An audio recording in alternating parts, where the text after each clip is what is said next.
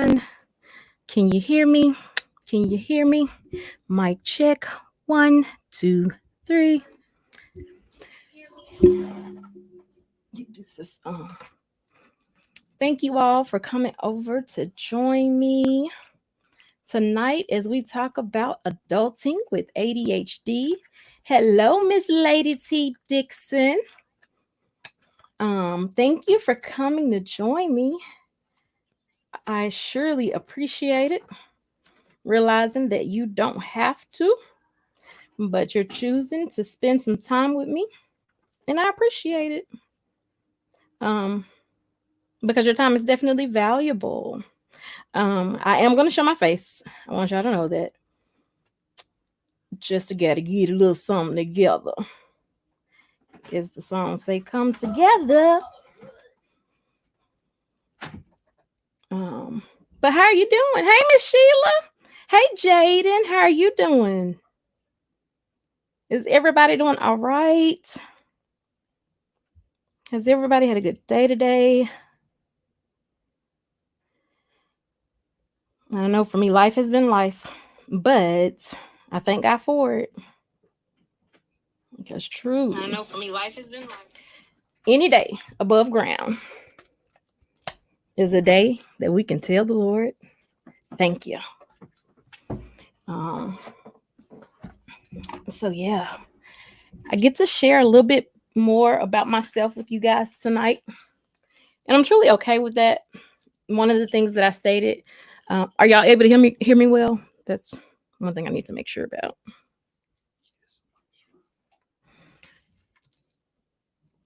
Amen, amen again.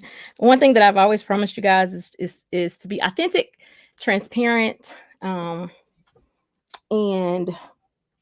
this is a safe place where we can have the hard conversations. And so tonight I'm going to share a little bit with you about me, and my struggles, not struggles, my superpower, shall I say, of ADHD. And I'll go through the storyline of how I even got diagnosed, what childhood was like for me, going truthfully undiagnosed as a child, how it affected me in my adulthood, not knowing, and then how it affected me once I found out. So let's see. Once upon a time, not long ago, no, just kidding. I was about to go Fresh Prince of Bel Air for those who remember the song. I didn't pull up to a neighborhood with a rich, what was it, a rich uncle and aunt, but I was raised by my grandparents and my mom. So, okay, didn't want to be late, so I came right on, even though I wasn't completely ready. But I am fully ready now to show you who I am. Miss Sheila, I thank you so much for being such a faithful person. Miss Lady T, I thank you the same. Jaden, I thank you as well. Some of my family and friends who may be inside, you might get on the water. I thank you. To those that are in the bushes, I thank you. Whoa, I seem close. Closer than close. Let me see if I can fix that. Hold on, y'all. That's not it. That's a little better, but still. I just seem a little too close. Okay. I don't know. Hold on. I don't like being that close. It was like, whoa. So, adulting with ADHD. Y'all, can I tell you, you see this sweat? Jesus. My hair did not want to cooperate with me tonight. And it is what it is. I hadn't been to the barbershop because of Corona, and I don't think I'm going. I keep saying I don't think I'm going, but I'm probably gonna go. And just tell you the truth. But adulting with ADHD.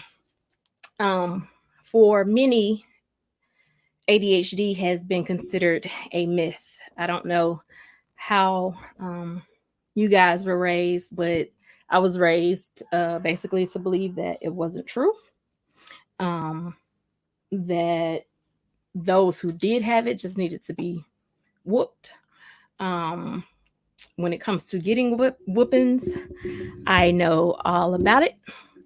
Um, and I can tell you that you cannot um, whoop the ADHD out of a child. And for those of you that don't know what ADHD stands for, it stands for attention deficit hyperactivity disorder. And so there are actually three different types that you can have.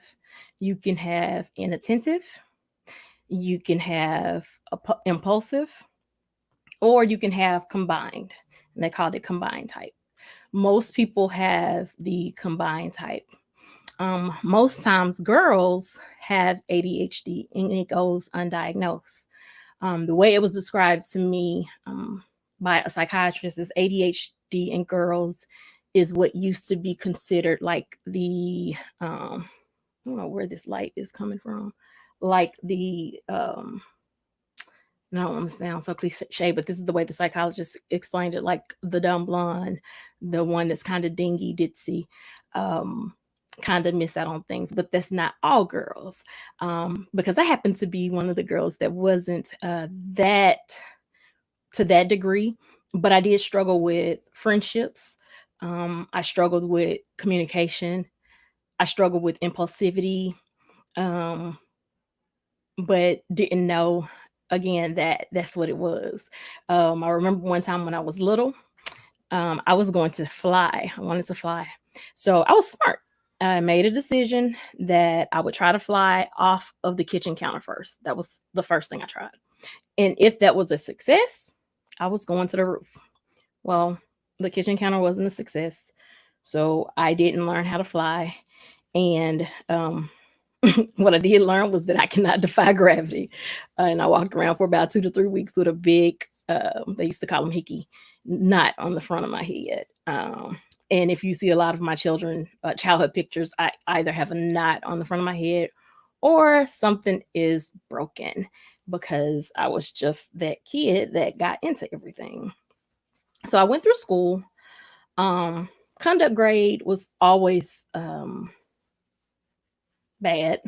And most of the remarks was wouldn't sit still, kept talking. Hello, thanks for coming in, CeeLo. Thanks for coming in, Tawana.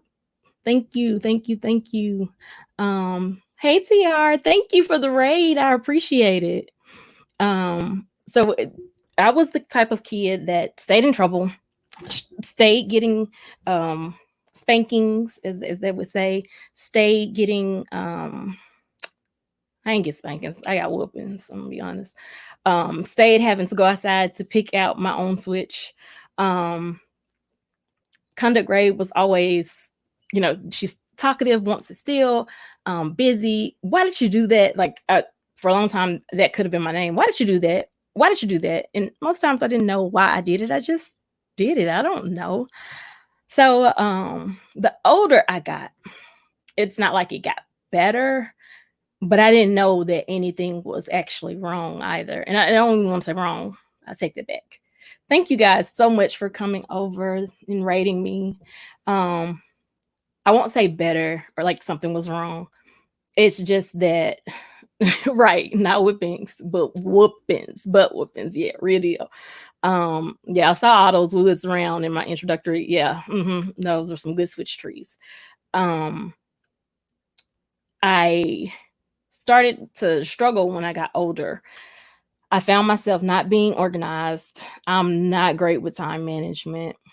I desire to be more organized. I desire to understand time management. Every year I buy tons and tons of planners, like I'm going to use them. And they don't get used. And so you somehow, like, I went to college, I changed my major so many times that I didn't even finish with my bachelor's. Like, I'm in school now, like 28 credits away from graduating, but didn't finish because I changed my major so many times. I got a license in cosmetology. I got licensed in insurance. I was an assistant branch manager. I became an advocate for children with autism.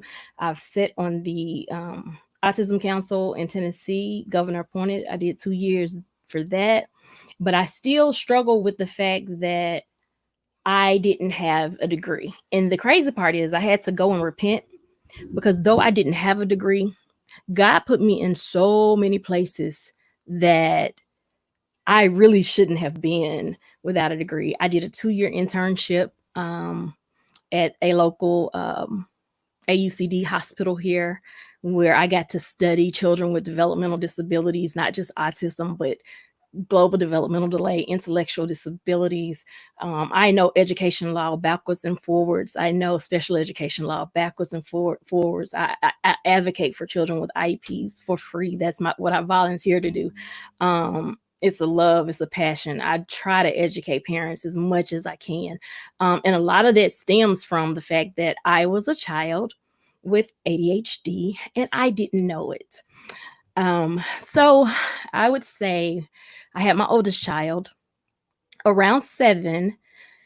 Oh, I forgot all about that. Thank you. I was a pharmacy tech for 5 years. And it's crazy because everything that God has allowed me to do, and I was a certified pharmacy tech, not just a pharmacy tech, but I was certified. But it's like everything that God allowed me to do, I was great at it. And it all ended up coming full circle to tie together for this time in my life now. AW says you can be highly intelligent and capable with or without a degree, and I agree. It's just some people, the purpose of the degree is to show follow through. And what people don't realize is people with ADHD struggle with follow through.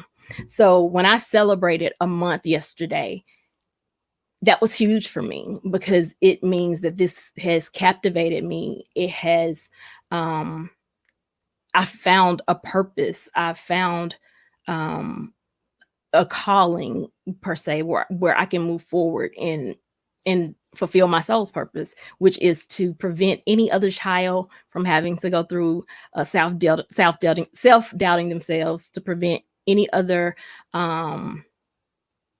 adult from not liking themselves. I went through a period of, why can't I get this right? Why can't I get this organized? Why? Just like, why am I always late? Like those type of things. And so my youngest daughter was diagnosed at 7 years old. And I took her to her pediatrician, who was an older man, and he told me, no, she did not have it.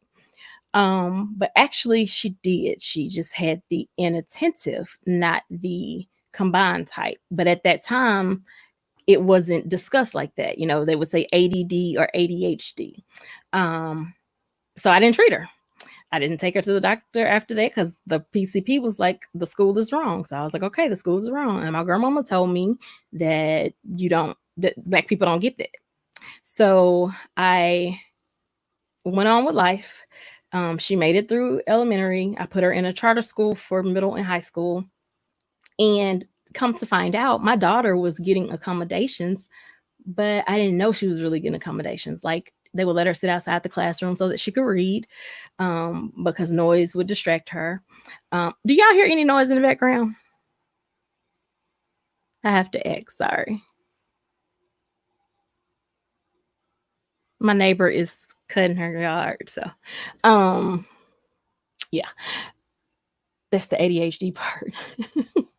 So it's distracting me because I hear the hedge clippers, but it's okay, that's her yard.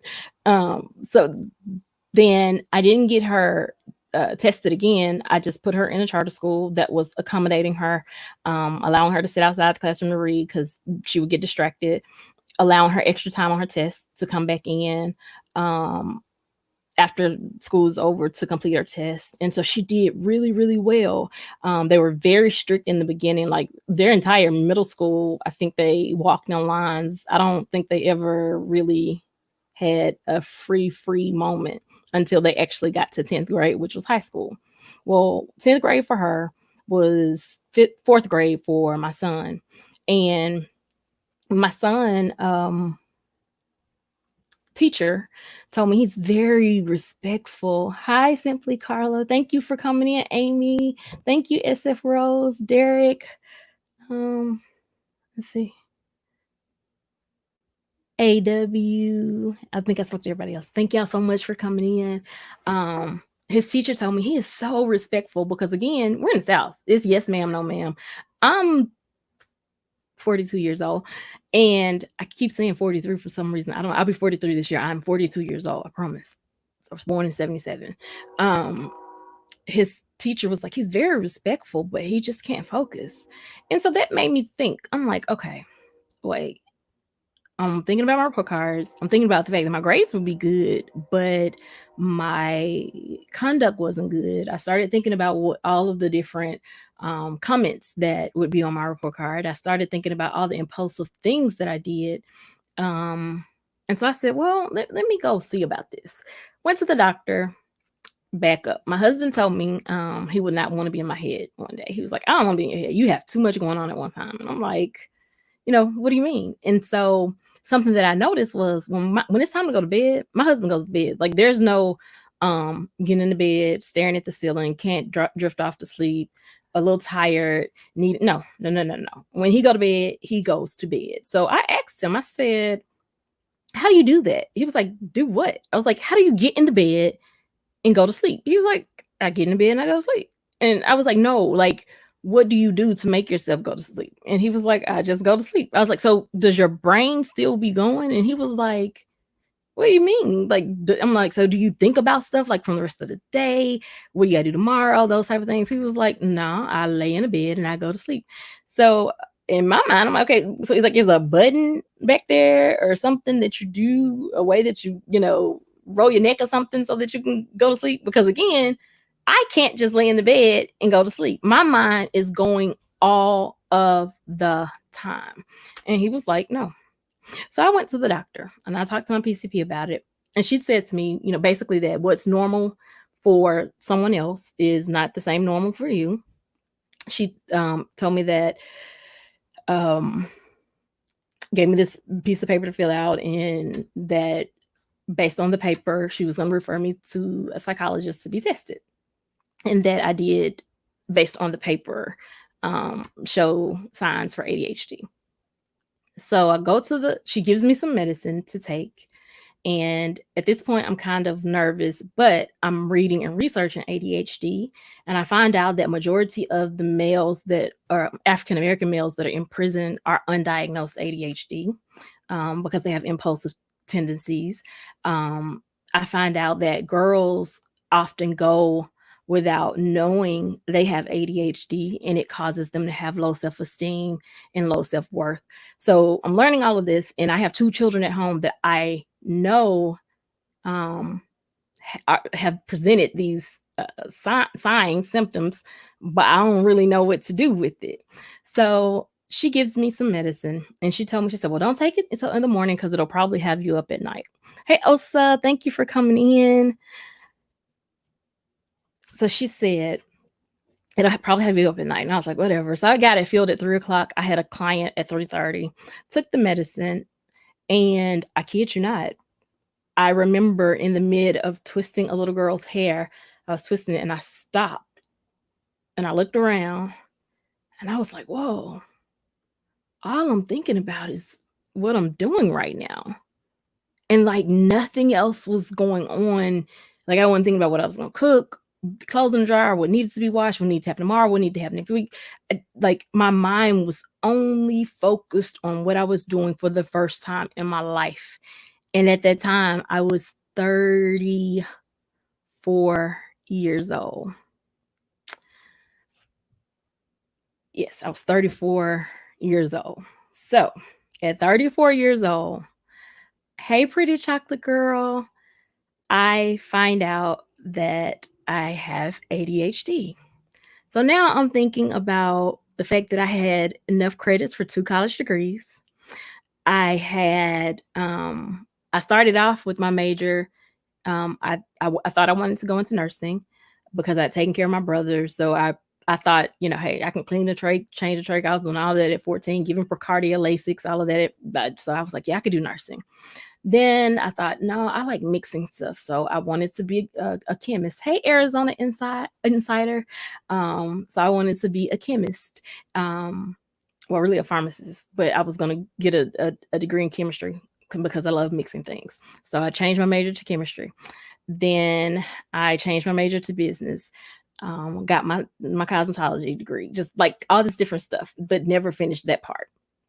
And so when I went to see the psychologist, he gave me this test, and well, it wasn't just a test, it was a series of tests.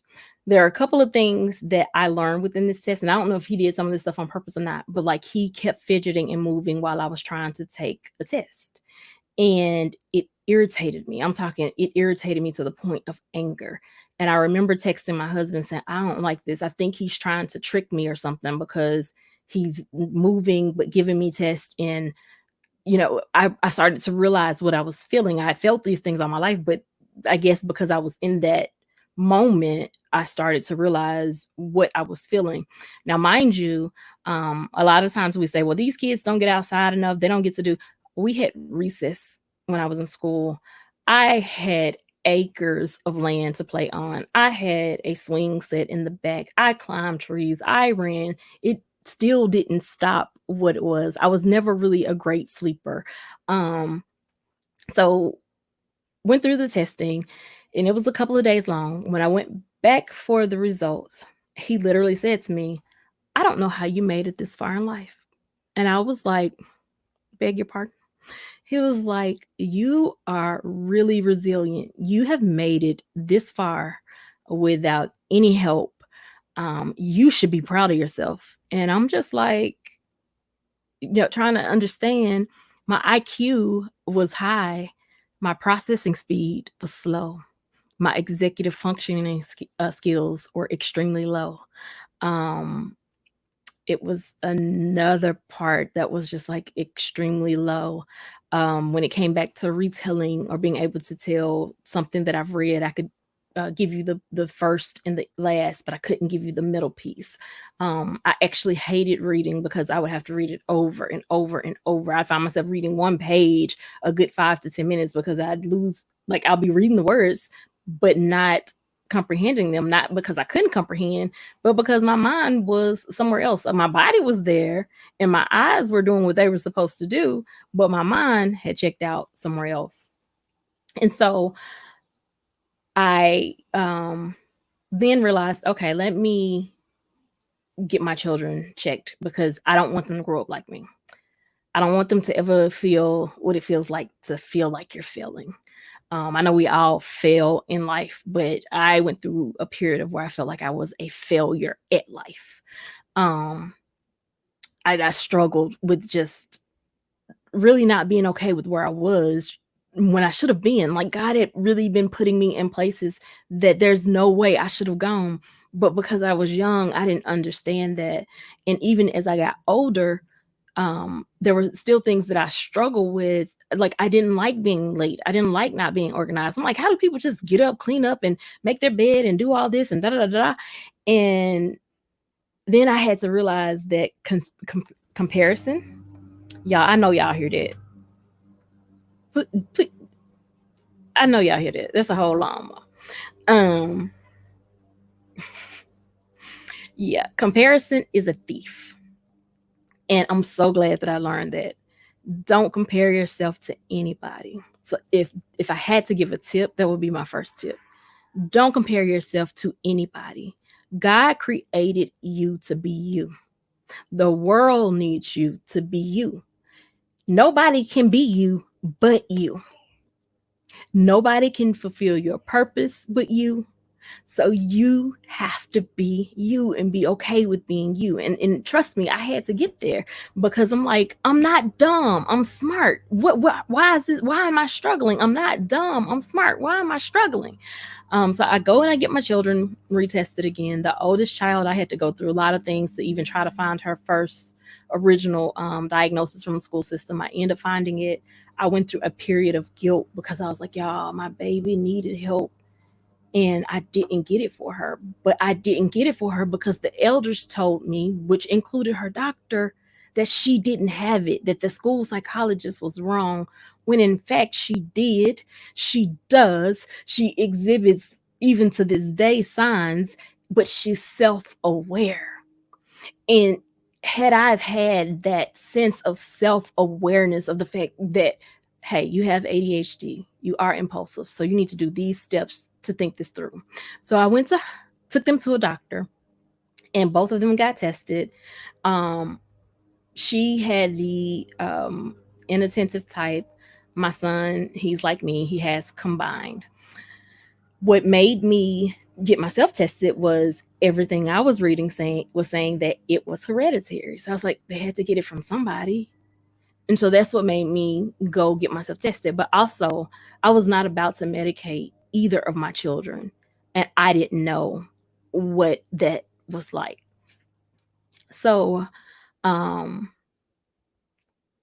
I took them and they both got tested, and my daughter's test came back. Now, this, mind you, she's in the 10th grade, and at this time they've taken off the limits and are trying to allow them to be independent. And she's struggling. She's trying to get it, but she's struggling. And so we get tested. It comes back they have ADHD. The medicine, of course, you have to try different meds to get to wherever you need to be. Thank God neither one of my children are on meds now. They both have learned how to manage themselves. Um, and that can be done. That's the other piece that I want to say, that you can get to a place where you learn how to manage yourself, where you learn, wait, that's not me. That's the ADHD. Hold on. Let me, take a step back. So the doctor told me there was 3 books, and this was their doctor. I didn't even get this information from my doctor. And reading, y'all, is so fundamental. The tips are amazing, but you have to use the tools that are before you. So my son and me reading and learning that, a large number of the male African American population in jail is undiagnosed ADHD. I'm like, I can't let that be my son. So I have to help him. I have to help him. Mind you, I know medicine work. Like, I've had it. My husband was like, whoa. I mean, y'all, talking about organizing, baby, everything was labeled, organized, put up. It didn't have me just on like any time. You can tell, how can I say it? You can tell when someone is abusing it and doesn't need it versus someone that needs it, because the person that needs it, it doesn't really change who they are if it's the right dose. It just helps them to be better at being who they are, if that makes sense. Like, it won't allow you to go down a rabbit hole or chase a squirrel. That's what we call it, when you're actually focusing on something, but something else comes up and you go over there, and next thing you know, you're chasing that, when in fact you need to be focusing on this. And then also with ADHD, and this is going to sound crazy, you can be hyper focused on the wrong thing though. Yeah. And that was something that I had to learn. So the books that there's psychologist told me to get was putting on the brakes, I'm sorry, for boys, ADHD in girls, and for myself, Driven to Distraction. And when I tell you, I read that book and I was just like, oh my God, thank you.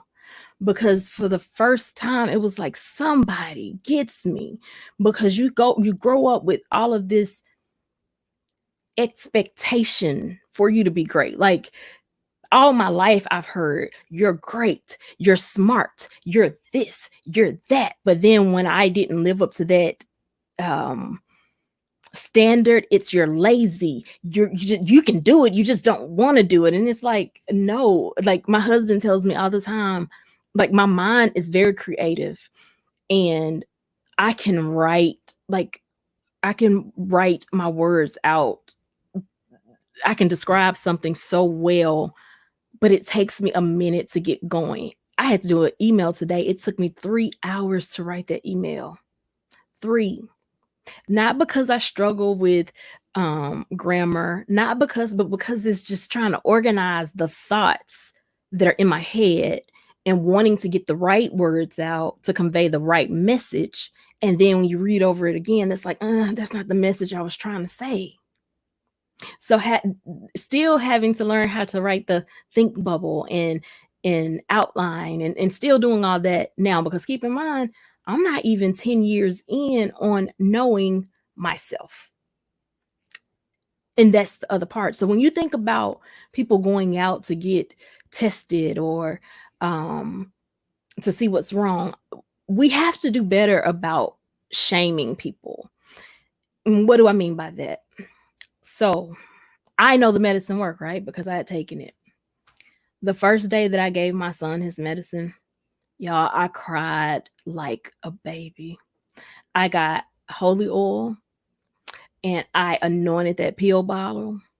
And I was like, God, please do not let my son become any type of addict. Lord, please don't let this medicine distort his brain in any type of way. Lord, now mind you, I know it works. Like it had given me life. And that may sound bad. They may sound like, wait, that sounds like a drug. No, to have gone around feeling less than, feeling incapable, feeling like a failure, like I was letting people down because people expected such greatness from me and I didn't have it. Like I couldn't give them everything. And I'm trying to raise children like this, right? And so on the phone one day, I didn't meet my father until I was 19 years old, my biological father. Crazy part is I knew my family my entire life. That's another show. And I was on the phone with my aunt, his sister, whom I've known my entire life. And she said to me, hold on, this your brother. And so I held the phone and, hey, BBK, thank you for coming in. And she clicked back over and she said, that's your brother. And oh, it's just him and that darn ADHD. Now, mind you, he's grown now. Him and that ADHD. Now, he ain't got it as bad as your daddy had it. And I was just like, wow. So all this time, this is something that I've inherited from my father. But then I started to look at my mom and I was like, wow. Now I see it. And so my little brother, who we share different fathers, he went and got tested and he was grown. And lo and behold, yeah. So that means he had to get it from mama, right? So I had a double dose. But there was still a stigma with it. And my mother became angry. And she was like, so I guess I wasn't a good mama because I missed out on it. I'm like, mama, no. It's not even something that we talked about. It's not even something that people talked about. It was presented as a particular way. And even now in our community, we still don't accept it. Like when my grandmother passed away, I had an aunt that told my mama, now you make sure you look after her because you know she on that medicine. But that medicine is is what helps me to function. Now, do I have to be on medicine for the rest of my life? No. I have learned so many tools to help me stay focused. My phone, you know how they say you always have your phone beside you, or yes. If there is something scheduled, I don't care if it's somebody live and I don't want to miss it, I put it on in my phone, even if I have a notification set on YouTube. Every doctor's appointment. Now, mind you, I'm a caregiver of 3. So that means I have to organize the lives of 3 people and myself. Isn't that irony? So in order for me to do that, I have to put everything in my phone. And I have to extend myself grace. And that's what I struggle with. I can give everybody in the world grace. But I struggle with giving myself grace. Nobody can be harder on me than me. Like, you can fuss at me, but you fussing at me is not even harder than me on me. Even now, even knowing like the things that I've dealt with. I've had 2 brain surgeries in 2016, but I still struggle with not being where I feel I should be. So like I can disappoint you, but trust me, if I've disappointed you, know that I probably realized I disappointed you, and I've disappointed myself like way, way worse. So going through this with my children, we would go to the doctor every month. We would talk.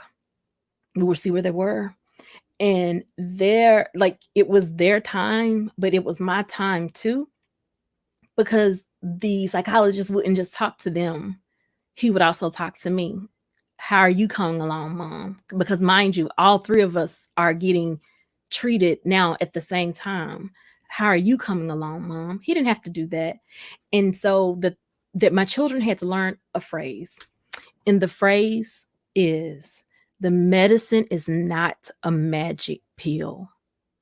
It only helps me do if I want to. And that's the truth. I don't care how much medicine you take. I don't care how high you get, how drunk you get. You have to have an inner will. You have to want better. And if you want better, and it takes you a period of having to go through medicine, that medicine will help you get better. But the key is we got to get the stigma off of it. We got to get the people that are addicted to it. People are this. And there are natural ways. Like, I'm learning even natural things to do, certain foods to take out of your diet, certain like sodas. I try not to drink sodas. I promise I do. But lately with YouTube and needing to stay up a little bit, a little Coca-Cola here and there, just a little bit. I'm lying. I've been drinking a lot of Cokes, but you need to stay away from them because, well, not a lot of Cokes, but yeah, I've been more than what I had been in a while.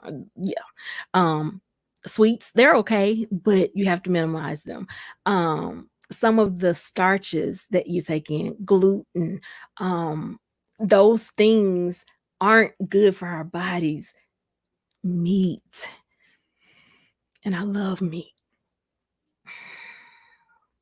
but the way some of these things are processed is just not good for our bodies. And so a lot of it, we can process foods. A lot of that, if we can just detox and get some of that out of our systems and start reading and learning about what this diagnosis entails and how to handle and address some things better.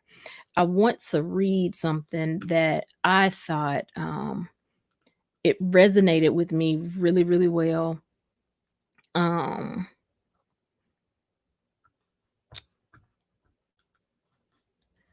So first it says attention deficit hyperactivity disorder, and this is healthline.com, is a mental health disorder. I struggled with that because for the longest time I was like, it's that's medical, that's medical, that's medical, that's medical. And the reason why I was saying it was medical is because I'd rather say it's medical than to have someone think, oh my God, that girl got a mental, she got a mental, oh my Lord, she has a mental issue. It's dealing with my brain. It's dealing with my brain. So it says it's a mental health disorder that can cause abnormal levels of hyperactive and impulsive behaviors.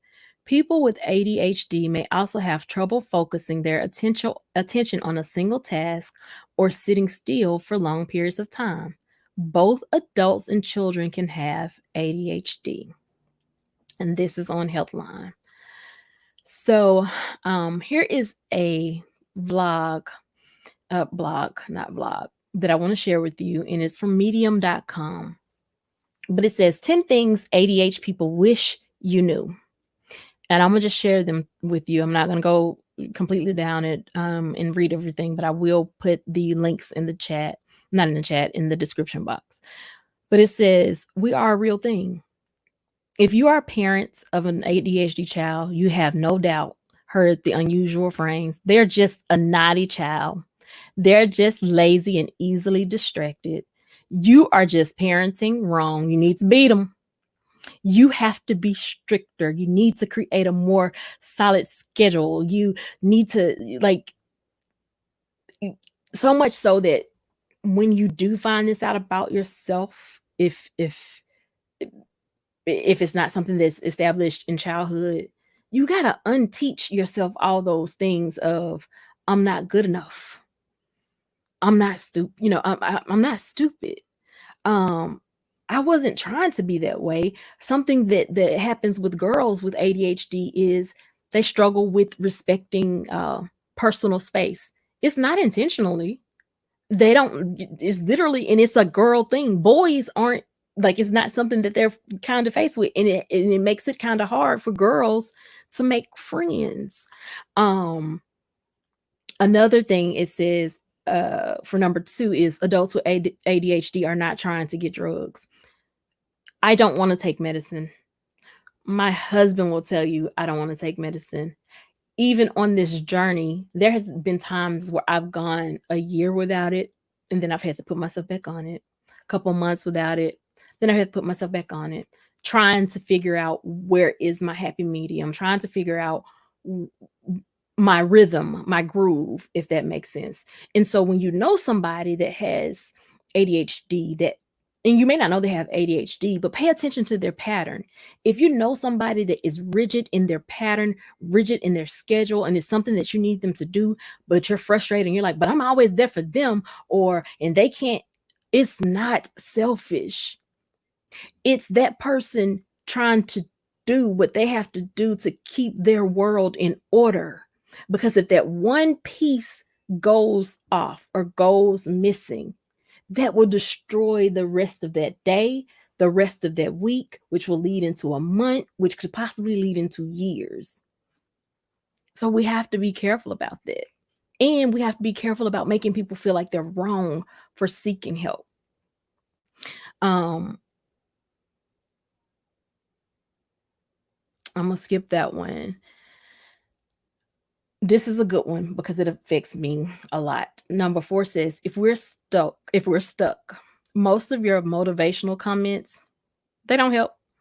Like, we know we need to get up and do this. We know that if we could just get at it, we'll be great. Like, we know.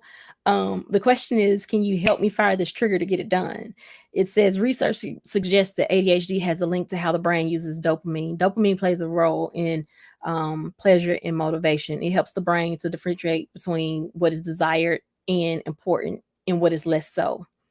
So when you say prioritize, and then, or even with the kids, have you ever found yourself telling your kids, oh, you can, if it was something you wanted to do, you could pay attention to? Yeah, it's true. If it's something that they want to do, they can pay attention to it. This is why people with ADHD don't need to just go out and get a regular job. This is why they need to know as a child, so they can start working and mastering whatever craft it is that they may have. And that craft could be school. It could be school, going to school. It could very well be. But it has to be molded. It has to be worked on, because most times we need to do things with our hands. We need to make a difference in order to feel effective. Number 5 says, at this point, you're probably not surprised to find out that social situations suck. Yes, but that's not for everybody. There was a time in my life where I really liked going out. I enjoyed it. Not so much now. Because it requires a lot. It requires me to think about what I say. It requires me to think about how I say it. It requires that I don't come across so extra. I think it was, I don't think, I'm 100% sure it was Derek. Last night I told my husband, I said, Derek told me I ain't got no personality. And my husband looked at me and said, you sure did. I said, well, how much personality do I need then? I'll talk to Derek to find out. But it just made me think, like, is that because I'm sitting at a desk? If I had a stand-up desk, would I be more interesting? If I had some music, would that make me different?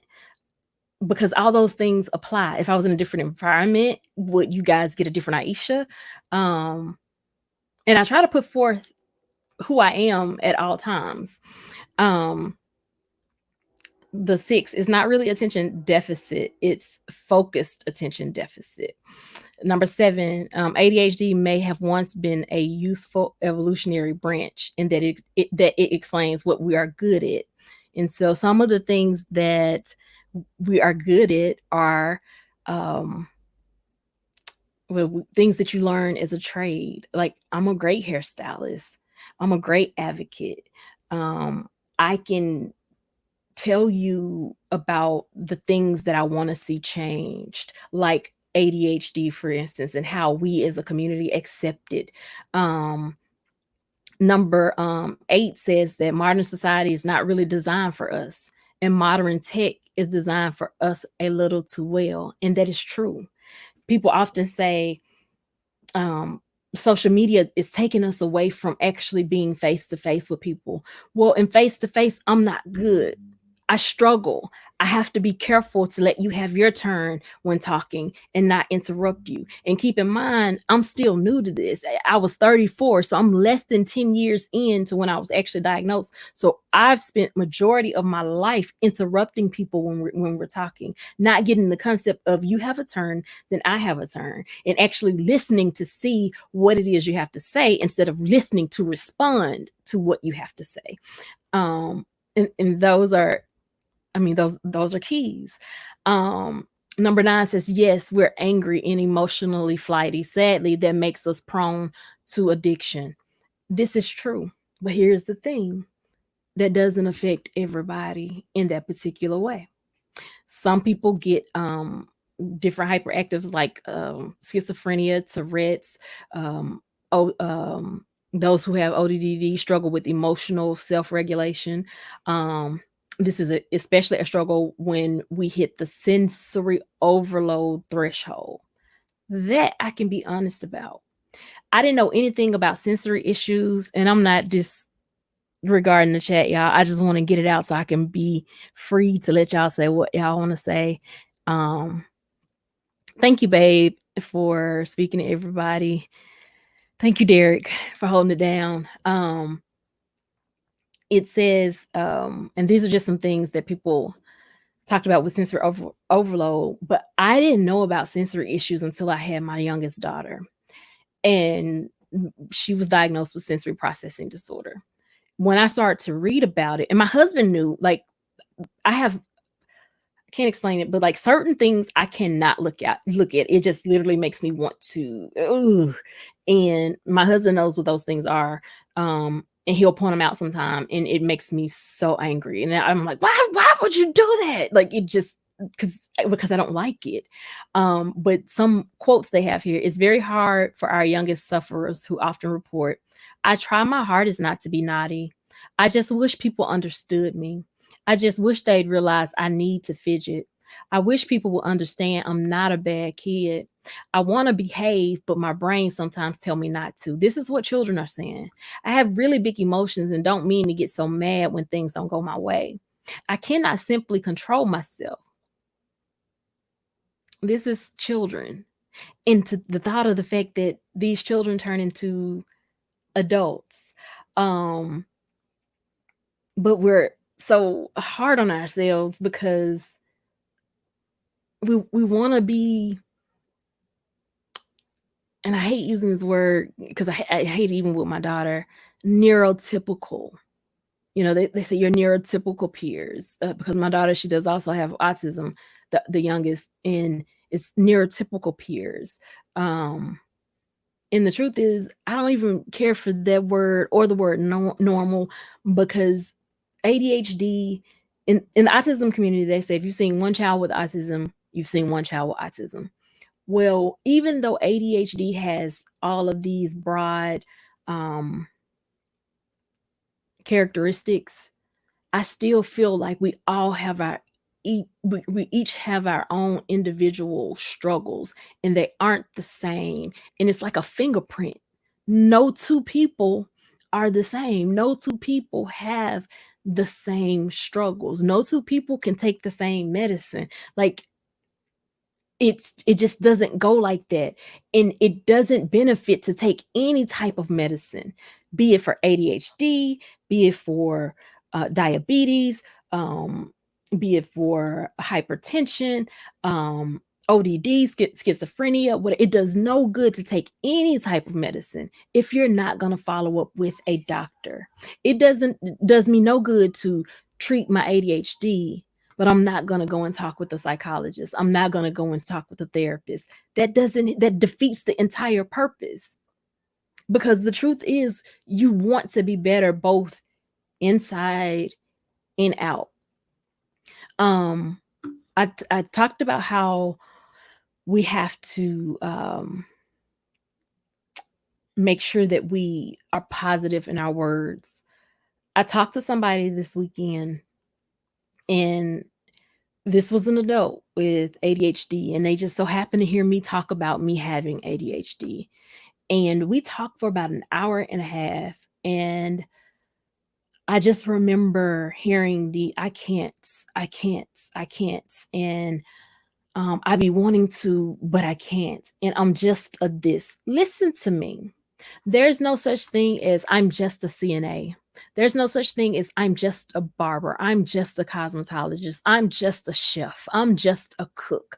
I'm just a janitor. I'm just a landscaper. I'm just a construction worker. I'm just a plumber. I'm just an electrician. Like, the core of trade school is what keeps us going, what keeps us up and running. So we have to stop thinking about I'm just and take pride in whatever the is. I used to say, "Oh, I'm just a mom. I'm just a wife. I'm just a caregiver. I take care of 3 people's lives that are separate to my own life, and I still have my own issues. Um, and I still try to find time to give back to the community. So I'm not just a." And I have to learn how to not say that. I have to learn how to stop um, belittling who I am and the gifts that God gave me. Our mind is a superpower. We just have to learn how to use it effectively to fulfill our soul's purpose. The first thing we got to do, and this is why my face is on camera, and I'm talking about adulting with ADHD, and I don't care who shares it. I don't care how many people see it. I don't know. I don't care how many times it's shared out. Because guess what? If I can make another person not feel shamed about it and to get the help that they need, then that's what I want to do. Because there's no greater feeling than feeling free. And that's what has happened with me. I feel free. The moment that I was unlocked, the moment that I learned, okay, so you struggle right here, in luminosity. That's a plug for them. Y'all welcome.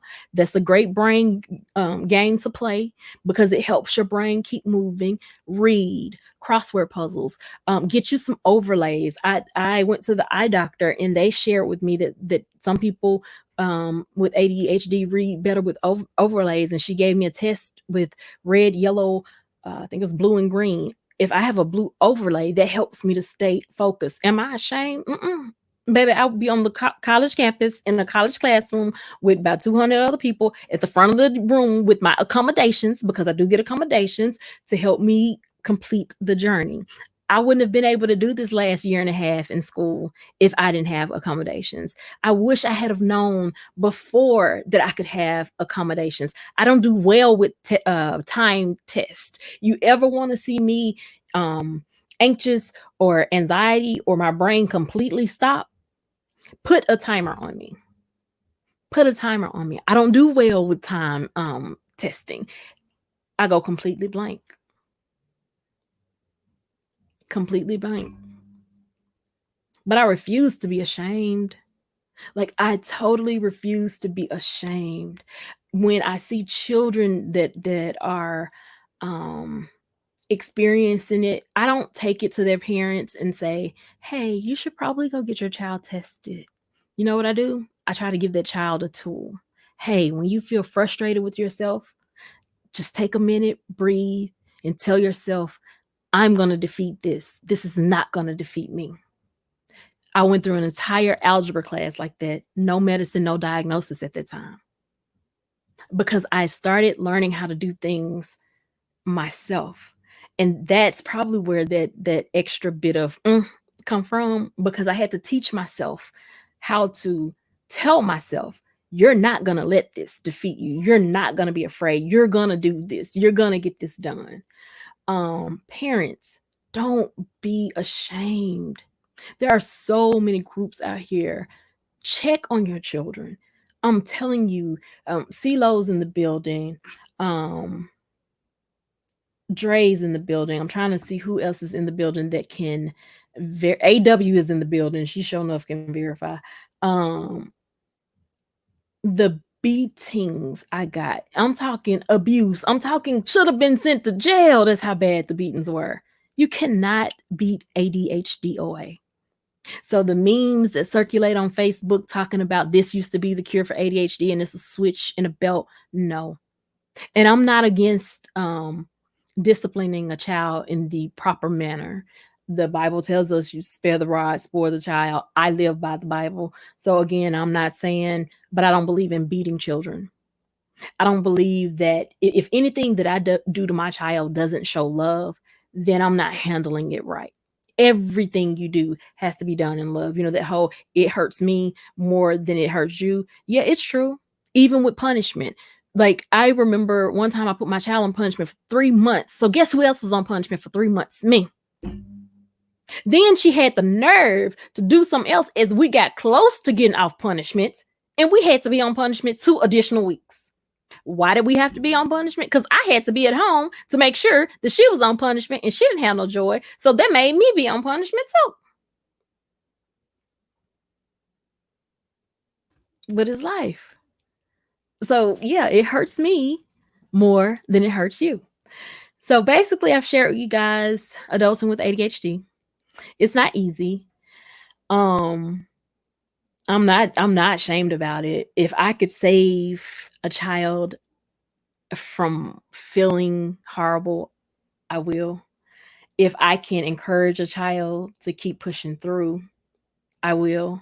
If I can encourage an adult, I just did it. And y'all, when I tell you that at the end of that conversation, to be able to tell her, listen, you open your blinds every morning. That's the first step. That's the first step. And I don't care to whatever you're going with. Open your blinds and allow the sun to come into your home. You will find that it makes a difference. And have somebody that's accountable for you. My husband, he knows if I hadn't opened the blinds, he's going to open the blind. My husband got so creative, he went and bought some sunlight light bulbs. But it works. It works. Our body needs that. Our eyes need that. I tell people all the time, protect your eye gate and your ear gate.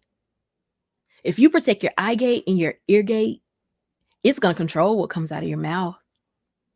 It's going to allow you that time to think and to process. Even when it comes to talking, and like there are tools such as wait 3 seconds to see if the person that was speaking is done. Then speak. But if they continue to speak, then they're not done. If you have to take notes, you'll find that even in a regular, we could be sitting down, having lunch together, talking, and I'll be taking notes while you're talking so that I don't forget the parts that I want to talk about or the parts that I think are important to pull out. It's okay. When you find the strategy that works for you, then that's what you use. The strategy that works for you. Read up on it. And that applies to everything. Don't just go to the doctor and get a diabetes diagnosis, but you don't read to find out what you don't need to eat, what exercises you need to do, what can you do to get off this medicine, what numbers do you need to watch. Don't do that. Don't get a high blood pressure diagnosis, but don't go and look, because black folk get it anyway. But don't go and look and research it and figure out, okay, how can I not have this? How can I um not be on this medication? That same thing applies to ADHD. One thing that I love about my daughter, when she figured that thing out, even though and it was like God's grace, because I went through a period of guilt, because mind you, I let her go so many years because my elders told me this wasn't real, and I believed what they said, when in fact I was living it. And so I had this guilt, but God threw in some grace, and that girl caught on to that thing. And even to this day, now sometimes I'm like, because she good for coming up in your personal space. I mean, I be trying to tell Gary, look, you're grown and you walking up on me. We're gonna be fighting. Don't do that. Don't do it. Back it up. Back it up. She's like, what, mom, what? And I'm like, back it up. I was like, do you see? Huh, I don't be trying. I'm just trying to help you not fight nobody in the streets. Because you walk up on somebody in the streets like this, baby, they throwing some hands. Like you gotta learn this. You gotta learn this. And it's okay, but we're self-aware now.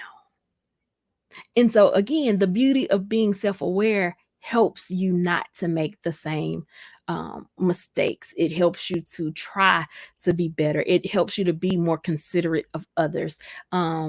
I don't know if Brooke's still on here, but I apologize to her um for yesterday. I was on her live and we were talking about autism, and anybody that knows me knows that autism is like I will, because I'm so frustrated and angry with our culture and how we just allow these things to have happened, and we didn't get kids diagnosed and they went through school and they didn't get the things that they needed to be successful people. We have children that could have been somebody, could have been living independently, but because we don't believe in certain things, we don't get our kids tested, and our kids are still home forever while other people's children have learned to live independently, even if they're working at a Walmart.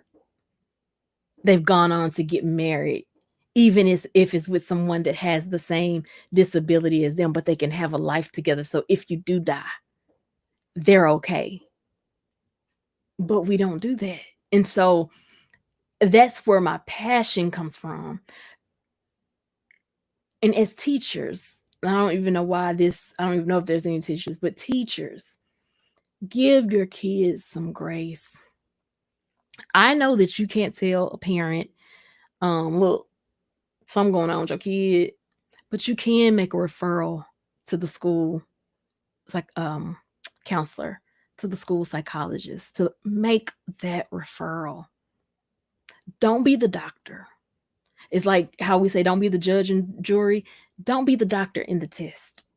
If you feel that way about a child, allow them to get tested. Allow them to get tested so that they can get the help that they need, because nothing is worse than being in your 20s and feeling like a failure. You're seeing everybody around you that you went to high school with soar, and you're doing things, but it's not the things that you wanted to be doing. You're not doing, as they say, you ain't big things popping. And it's not because you don't have the ability. It's just because I don't know. I don't have follow through. I struggle with follow through. But when you know better, you do better. And that, again, that's that whole self-awareness. Self-awareness is important. Whew. That was a lot, y'all. I'm going to put the link in the chat. My cousin said I always talk over people. I'm working on it. Yeah, it's a skill. Like it's a real deal skill. Yeah, it's a real deal skill. I'm gonna go back and read some of the comments, but I have put the link in the chat. No telephone tonight. I've definitely got to work on that permanently. Miss Sheila said right. CeeLo said, hey y'all. Tawana said, hello, Aisha. Thanks, Dot. Hello, Doc. I'm sorry. Hello, chat. Late to the party, but greetings to Aisha from Memphis. Watching you two from Philly. Thank you, Derek from Greenville Sip. Thank you, TR, for rating me. Let's see. Thank y'all so much. Yeah, whippings equal butt whoopings, baby. I'm talking toe up branches. Ooh, Jesus. Miss Sheila said, "You sound like me as a kid. I was always broke. I always broke something on my body, but they just said I was a tomboy. I was a tomboy. Would climb tree, man. I think I climb a tree today, truthfully. But yeah, climb trees. I was the only girl on the all boy drill team because we didn't have a girls drill team. I was in a foxhole at 15, 16 at Fort Knox for a week in ROTC camp shooting an M16 out of a foxhole. I knew how to take it apart, knew how to put it back together. We were taught how to make our weapons stand because they cannot be on the ground. Had to jump off a 10 feet, it was either 10 feet out of board into 11 feet of water or 11 feet into 10 feet. Now, I was impulsive, but I wasn't that impulsive because I didn't know how to swim. But had to literally come to and I was told I would not be able to go home if I didn't do it. And I was supposed to do it with my rifle over my head because you're supposed to have your rifle with you at all times. And I just remember thinking, I'm going to jump because here's that whole, you're going to defeat it. You're not going to let it defeat you. But them people down there at the bottom, I ain't finna kick. I'm not gonna do nothing. And I literally jumped. I went all the way to the bottom and I felt my body coming up. And the next thing I know, somebody grabbed me and I was up out the water. And I was like, okay, that worked. It worked in my favor. I was like, surely they won't gonna let me die. AW said, hey, hon. Derek C. Williams said, whoopings. I know about them. I know you know about them because in the South, it's like we got some trees that y'all ain't got in other places of the world. The South got some trees that hurt. Like it's not even right. Derek says, plan your work your plan. Yes, sir. Teach me how to do that. I'm still learning. I'm not even like I ain't finna front with you. I ain't got this thing in order. Like even for YouTube topics, and sometimes I wonder if it's just God or if it's just me. Like, okay, God, am I waiting on you to give me a topic, or should I have a whole month of topics planned out? Because everything I've read on YouTube says you should have months of stuff ready to go. And I'm like, what fun is that? Yes, thank you, Dre. He says, welcome everyone to Isha's Corner. Like, share, and subscribe. If you haven't, feel free to chime in and let's talk it out. Thank you, babe. So one of your cosmetologists, okay. Do your hands cramp now? Like now I will say this. I was in my 20s when I finished cosmetology school, and I did it up until probably 2 years ago, almost 3. But my hands, those Marcel irons were not good. And I forgot about the pharmacy tech, and it's crazy because I could go to a pharmacy right now and work loops around people that's there because I just don't forget stuff. Like that's the other thing. It's crazy because my executive functioning isn't well. My processing speed isn't great, but there are certain things that I don't forget. Numbers, if I want to remember the number, I can make myself like I know the social security number to everybody in my family by heart, amen, and to my minor child's father in my head. So if I ever got to take them to the doctor, he ain't got to give me that information. I got it. And I spit it right on off like it's mine. AW says you can be highly intelligent and capable with or without a degree. I agree. SF Rose, thank you for coming in. You too, Amy. Let's see. Derek said he had to train once or twice. Thank you, Simply Carla. She said, me too. It's nothing for me to go to sleep either. It's easy from so even now though, even with me being on medicine, I struggle with going to sleep. Like I still don't sleep well. And I've tried music. Now I will say white noise helped me. Something that I've been doing lately though is just going to sleep, listening to people. If somebody is live, I'll intentionally find somebody that's live and actually talking, and I'll listen to them till I fall asleep. My husband doesn't like that though because he says I'll be fighting or saying something in my sleep. I don't know. Derek says takes about 7 or 8 minutes to go. Oh no, Derek. Magnesium is great to induce a deep sleep. Well, maybe that's what, because now Dre, he can do it, honey, in less than 3. I mean, head hit the pillow and it's calling hogs. But 7 or 8 minutes, Derek, no. I'm still, no. Hey, Osa, thank you for coming in. Your drawing the other day was absolutely beautiful too. like that whole calisthenics and running and getting you can't make a person with ADHD tired. And that's the other thing. So like as I became an adult, the hyperactivity part, you would think, oh, well, how am I hyper? It's not necessarily that you're physically hyper. Your brain is hyper. My brain was hyper functioning. It didn't turn off. It just kept going and going and going. It's just like, and it's beautiful for those that play an instrument or those that write music and poetry, which, I do those things. My husband said me, like a lot of times I talk in rhymes. I'm intentionally trying to find words that go together, but yeah, I don't know. Thank you, pretty chocolate girl. Derek, you said, sounds like you were in the moment, host. What moment was I in? Tell me. Arizona Insider said, I was diagnosed with ADD when I was 12. Still challenges me every day. Yes. And they don't even diagnose ADD anymore, which is attention deficit disorder. It just doesn't, that's the inattentive part.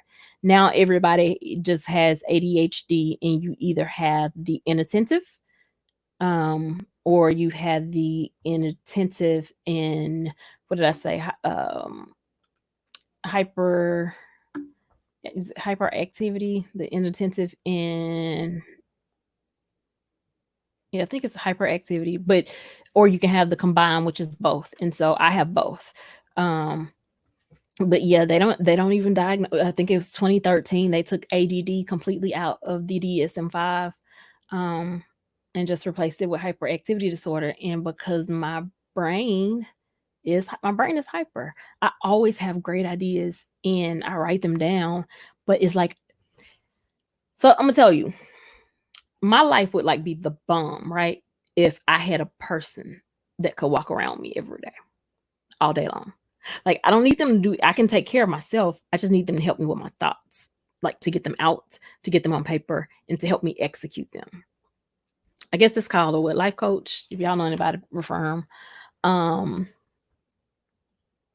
Man, CeeLo said we were on swings all day too. Yes, like we had what we need. Remember, I told y'all at my grandma's house we had a well that we pumped water from. It wasn't no, you don't run in and out the house. You don't do that. Like, so we played. It's just I was still. It was what it was. Hey, Sherry Aesthetics. And Derek says, I had recess with acres of land, love races that stopped in 7th grade, the good old days. And I hate all that. Oh, Lord. My watch is talking. I had all of that, but it didn't stop anything. Simple Call said, be right back. Hey, Iris. TR News, absolutely. Derek says, this is precisely how we were conditioned in the Navy. Up, make bunks, or yes. And so, like, if I wouldn't have done that 1 week in ROTC camp, I probably would have been in the military, because that first day, baby, I was hyperventilating. I wanted to go home. Because they didn't play with us. They didn't treat us like we were just some little kids. No, baby. It was like they was waiting for us to get up off that bus so they could just torture us for days. And I was like, what is this? But as the time came towards the end, I was like, man, I can do this. But since I can go home, I'm gonna go on to the house. But had I have been signed up for 6 weeks, I could have done that. Because it was the structure that I needed. And so imagine being a mom with ADHD that needs structure. You're raising children that need structure. And then you have a younger child who not only has ADHD, but autism, sensory processing disorder, a couple of other things that needs structure. I need a house manager, a nanny. I thank God for my husband. Like, he's the yin to my yang. He's the organization to my disorganization. He is the person that gives me my words when I know what I'm trying to say, but the words don't come out. Like, yes. Let's see. All right, reading is definitely fundamental. Don't get me wrong. Like, I love LeVar Burton or something with Reading Rainbow. It's in a book. Take a look. Reading Rainbow. Um, Reading Rainbow. I love Reading Rainbow. Love Sesame Street. Love Mr. Rogers' Neighborhood. All of that. Yeah. I used to even do the handwriting thing that came on WKNO. Thank you again, BBK. Hey, Triumphant Tiff.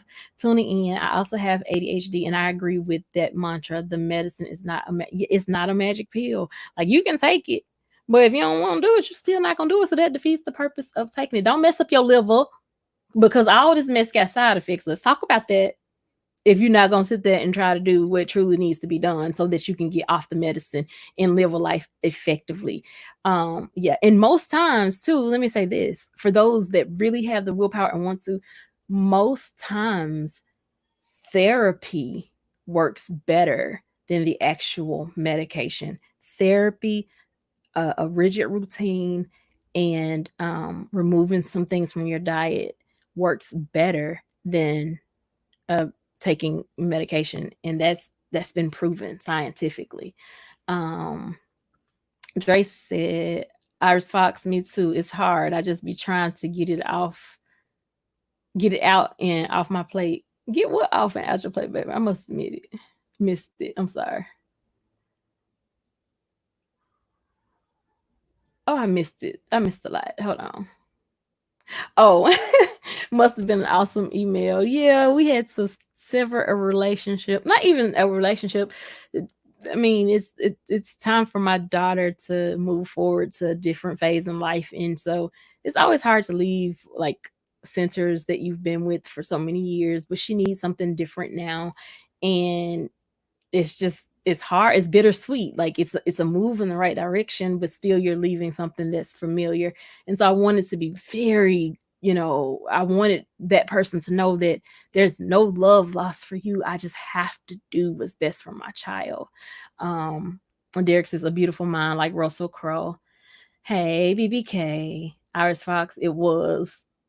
He not lying. Okay, now I get it. He's saying it was beautiful, but I would have been finished in 3 minutes, but it would have sucked. Triumphant Tiff, we got to talk more.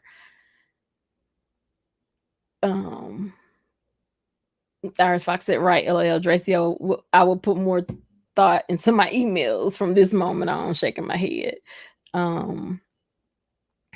Just trying to make sure I ain't miss anybody. Thank you, babe, for asking them to like and subscribe. Derek says, I did say personality. I believe I said bring your own personality to bear along with your information and things like that when you go live. Derek, you're going to have to explain it, because, I mean, I'm giving you all I got outside of, like I said, if I was standing up, I probably would be, like, literally, if I was standing up, I'd probably be talking to y'all just moving, because I don't stand up and be still. So I literally be just, yeah, or something, because that's me. So sitting in this chair helps me to be still. So I don't know.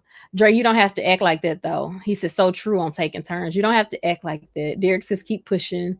Kanisha says she has 2 sons. Connect with me, honey. I'm on Facebook and Instagram and Twitter, but I don't really know how to check Twitter, y'all. And Twitter is, again, it's too disorganized for me. Like my husband likes to go to Goodwill. I don't mind going to Goodwill. He likes going to bargain hunt stores like that.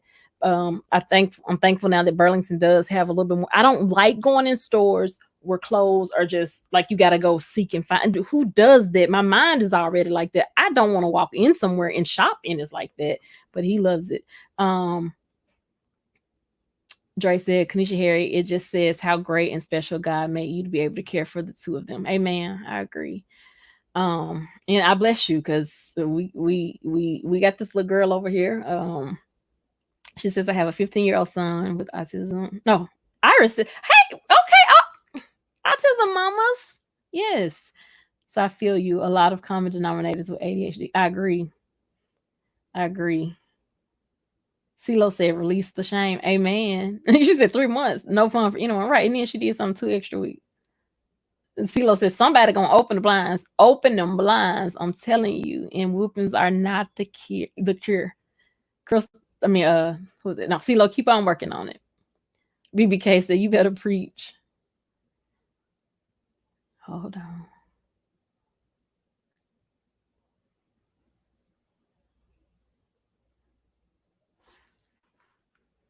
Derek says a channel member of mine, the Angel Muinez, I think I'm saying it right, variety show is functioning quite well in life without. Yes, they're like when it comes to individuals with autism, and that's why they call it a spectrum. And again, if you've seen one person with autism, you've seen one person with autism. I can assure you that is I pray I'm saying her name right. Kanisha can tell you that even though she has two children with autism, they're not the exact same. It's just not. Um, but yes, like The Good Doctor, I remember being frustrated when it first came on because I was like, they always show the people who have the savant those type of powers, but they don't ever show the ones that are severe or like like Rain Man. They showed Rain Man and how he was with numbers, and that's like hyperplexic. They showed even Forrest Gump had there was a disability there with Forrest Gump. Now, whether it was autism or intellectual disability, which was called once mental retardation, and they have changed that. There's actually a whole campaign that says just say no to the R word. Um, it's not okay to call anybody um, the R word. So that's a lesson for tonight. Um, I will definitely check that channel out. And I'm gonna tell you something else that I do is I listen to adults with autism that can express themselves because my daughter is nonverbal.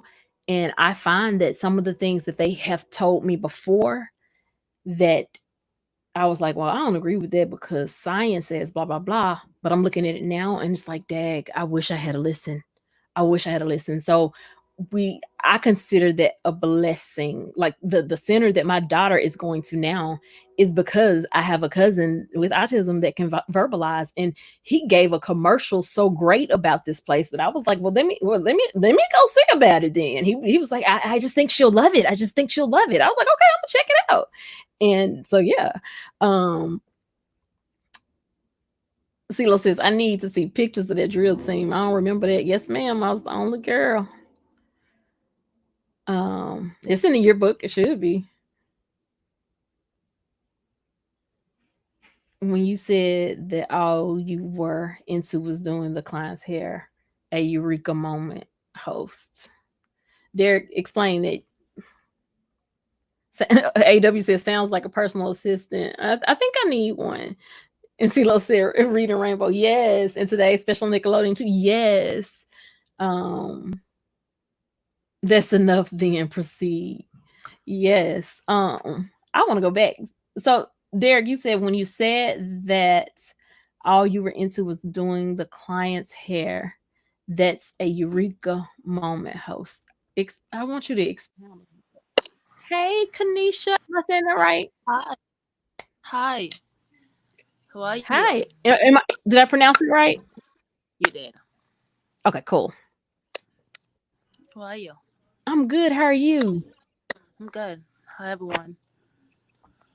I'm so happy that I got to that I saw you live, and I like this is a topic that a lot of people don't talk about. Mm-hmm. And I like that you said that, in our community that we don't do these things, and Mm-hmm. these things are not they're not real. Mm-hmm. They are so real. They are They very are so real.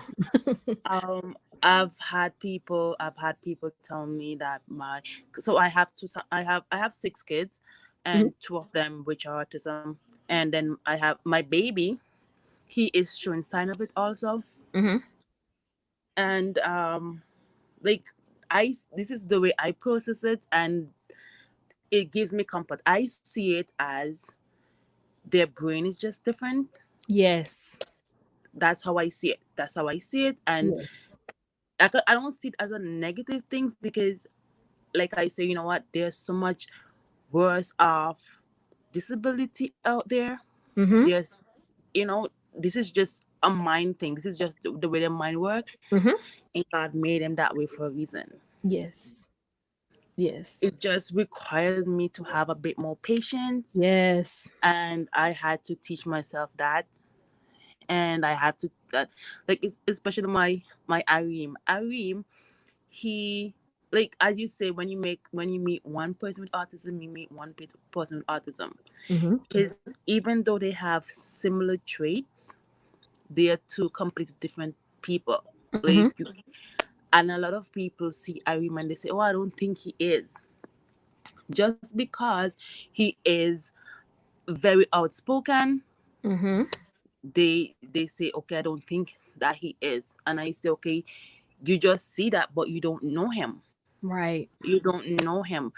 And um and I try to explain, and it's a losing battle. So I said, listen, you guys have your opinion and I have mine, and let's not go back and forth, because you can change my mind and I Mm-hmm. can change yours, so it doesn't make any difference, right?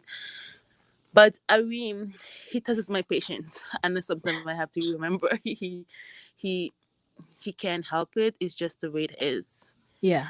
Just thinks he has to have the last say, Mm-hmm. and that's how it is. Mm-hmm. We know And about that one. and like, if somebody meet him and they don't know about Mm-hmm. his condition, they'll think that he is just rude. Mm-hmm. They'll think that he's rude, but he's not. He's just, that's just the way he is. Yes. Absolutely. Absolutely. Um, and I say we know about that one because we we know about that one. Yeah, and it's not with my youngest daughter either. But we have a child that has to have the last word, and it's like, hmm.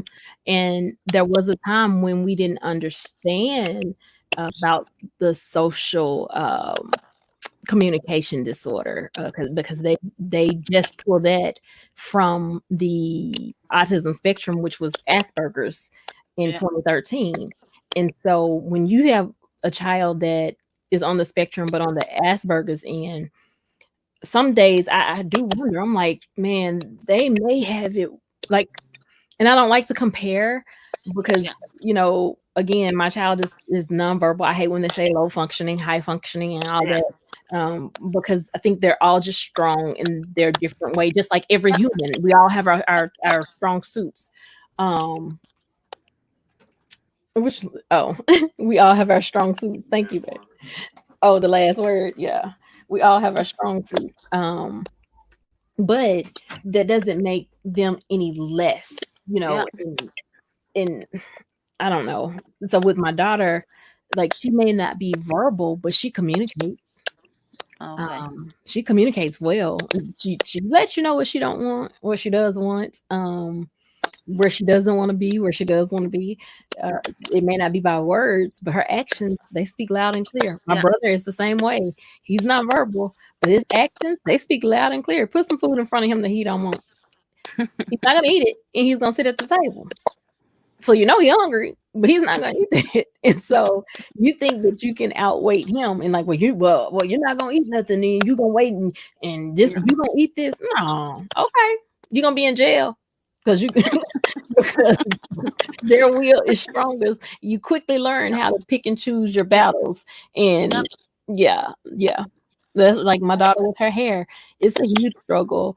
Um, and the fact that she has sensory processing disorder doesn't help. But I'm thinking about letting someone lock it. But then even with that, locks take work too. People think Yeah. that you would get locks and it's not work. No, locks are work. Like, you gotta keep them To maintain it. clean, retwisted. So it's like, I don't even know. I don't know what to do. Um, and I can't ever cut it again. I cut it and that was just devastating for both of us. Just because she wanted her ponytail, but she didn't like getting it combed. But I don't know. It's a process. And what I learned through this period of her being home for 90 days due to corona. And when I say 90 days, I mean 90 days. She's been home, no ABA, no speech therapy, no occupational therapy. 90 days. She's been here sleeping maybe 3 to 4 hours a night. Um, the one thing that I've learned is her personality is her personality. She is the spunky thing that she is. She has so much sass and she knows what she wants, and there's so much potential there. And it took us having this time to be able to reflect. Um, She said baby girl is outspoken like her mama. Yeah. So yeah, it just yeah, I salute you. All three of us. I salute you for having your children and being the voice for them. And let me tell you this: as long as you have a doctor that's in your corner, don't you argue with these. Yeah. That well, you know I'm in the South, so I'm gonna talk how I want to talk. As long as you get a doctor in your corner, don't be arguing with these people about whether your No, child has something or not. no, Because at the end of the day, you have to be in a place to help your child become the best. yeah. Um, what is it, productive citizen that they can be. We all want to talk about things when they're little and when they're young, but then when they get old, you know, it's like, who's going to take care of these people or who's going to do this? You know, no, you weren't thinking about it. Insurance companies when they were younger, and now you're going to pay more money for them when they're older instead of getting them the help that they needed when they were Hmm. younger.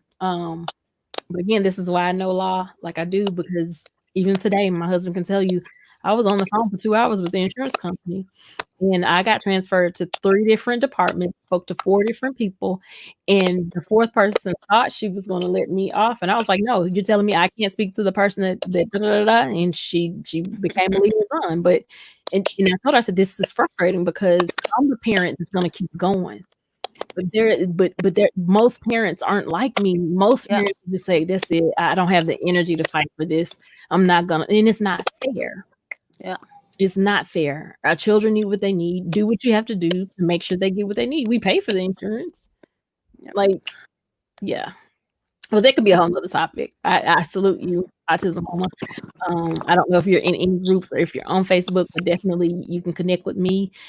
We have a Facebook group called Special Needs Moms. It started off as Autism Moms, but now it's Special Needs Mom. But there are women in there from all over the world.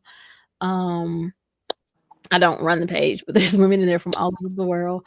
Um, and yeah, it's just it's out there, and we have to talk about it. And Yeah. not just during April when it's Autism Awareness Month. You know, our light is blue all year long. I intentionally keep blue light bulbs up because even though they say light it up blue, we deal with it every day. Yeah. So my little one, he's gonna be 2 next month. He doesn't talk. He Mhm. doesn't talk, and that's not the like. I sometimes wonder. Okay, we as parents, we know our children. We know our children, and I don't understand how some children go go on undiagnosed. I can't understand that. That's something I cannot understand because if you have a child, you're gonna know when something is a little bit, you're going to know. Not I don't understand. necessarily. I don't understand how some. I don't understand. Okay. And I say that For even for me. me. Like if Desi hadn't have been in she was in feeding therapy. And feeding therapy is handled by a speech therapist. And I noticed the speech therapist kept trying to get her to point at stuff, but I didn't notice she wasn't pointing. So I literally went home and Googled, why is my baby not pointing? And at that time, she was like 15 months. Um, and I asked the speech therapist, I was like, I Google everything. I need you to be honest with me. What do you think is going on with my baby? She told me, she said, what do you think? And I told her what I thought. I said, everything I've read is pointing towards autism. She said, I agree. You need to contact your pediatrician and ask for a referral to the AUCD center that's here um, for children with developmental disabilities. And that's how we did it. But I promise you, had it not been for that, I wouldn't have noticed.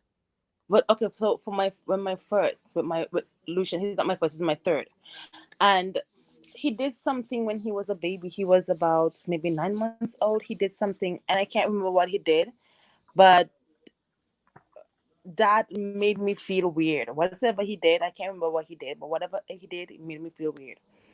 And he was, when I took him for his 15 months checkup, obviously we're not thinking that he wasn't really talking.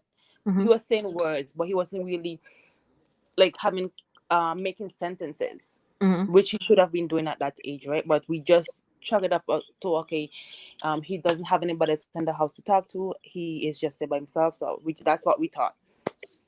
And when I took him to the doctor, he said, "You know what? So let's give it 3 months and see what happens in the 3 months." Because the doctor Mhm. was kind of concerned because he wasn't doing certain things that he was supposed to be doing at that time. Mhm. And when I took him back for his 18 months checkup, then the doctor said, "Okay, you know what?" He didn't say what it was. He just say, "I'm gonna send you guys to get um, he's gonna send us for evaluation, and he's gonna send him to get speech therapy." Mhm. And that was that. Like I googled, like you said, I googled it also. I googled what was my baby not talking, and it brought me to autism. I did not notice the tippy toes. I did not notice him not pointing. I did not notice him Mhm. building stuff until I googled, and then I start noticing. Mhm. But I know of people who have children who doctors and teachers have told, "Okay, I can see something and I think you need to get it looked at," who refuse. And it's hard. It's not that they don't want what's best for their child. It's just hard sometimes to accept. Yeah. Um, and then even with like the toe walking, yeah, my daughter did it, but guess what? All of my children did it, and I do it, and I'm not on the spectrum. I have sensory issues. I don't like anything touching the bottom of my feet.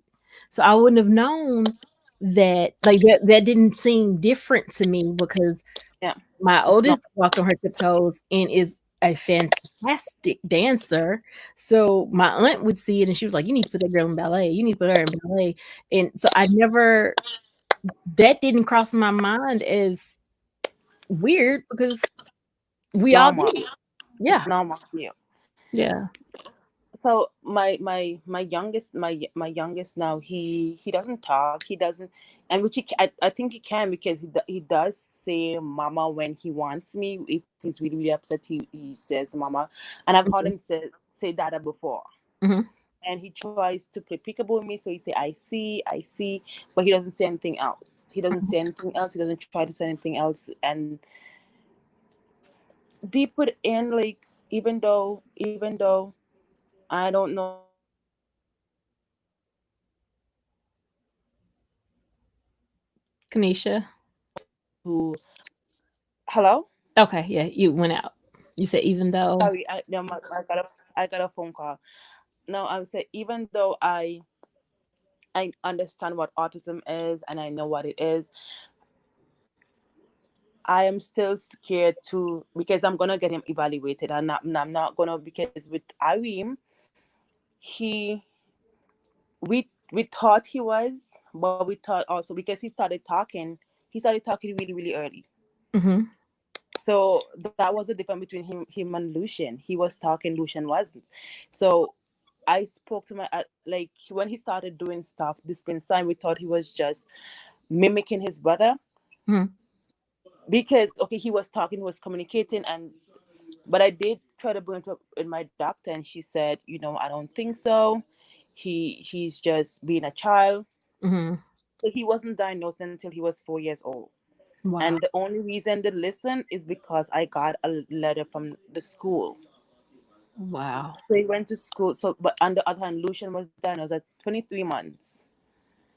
That's about my Uh, daughter was 22, 22 months. Lucian wasn't. We was diagnosed until 4. So my baby now, he's gonna be 2. So as soon as this is over, like I mentioned it to my doctor before, that he's not talking at his 18 months checkup, and she said, "Oh, he's still young, and these things happen."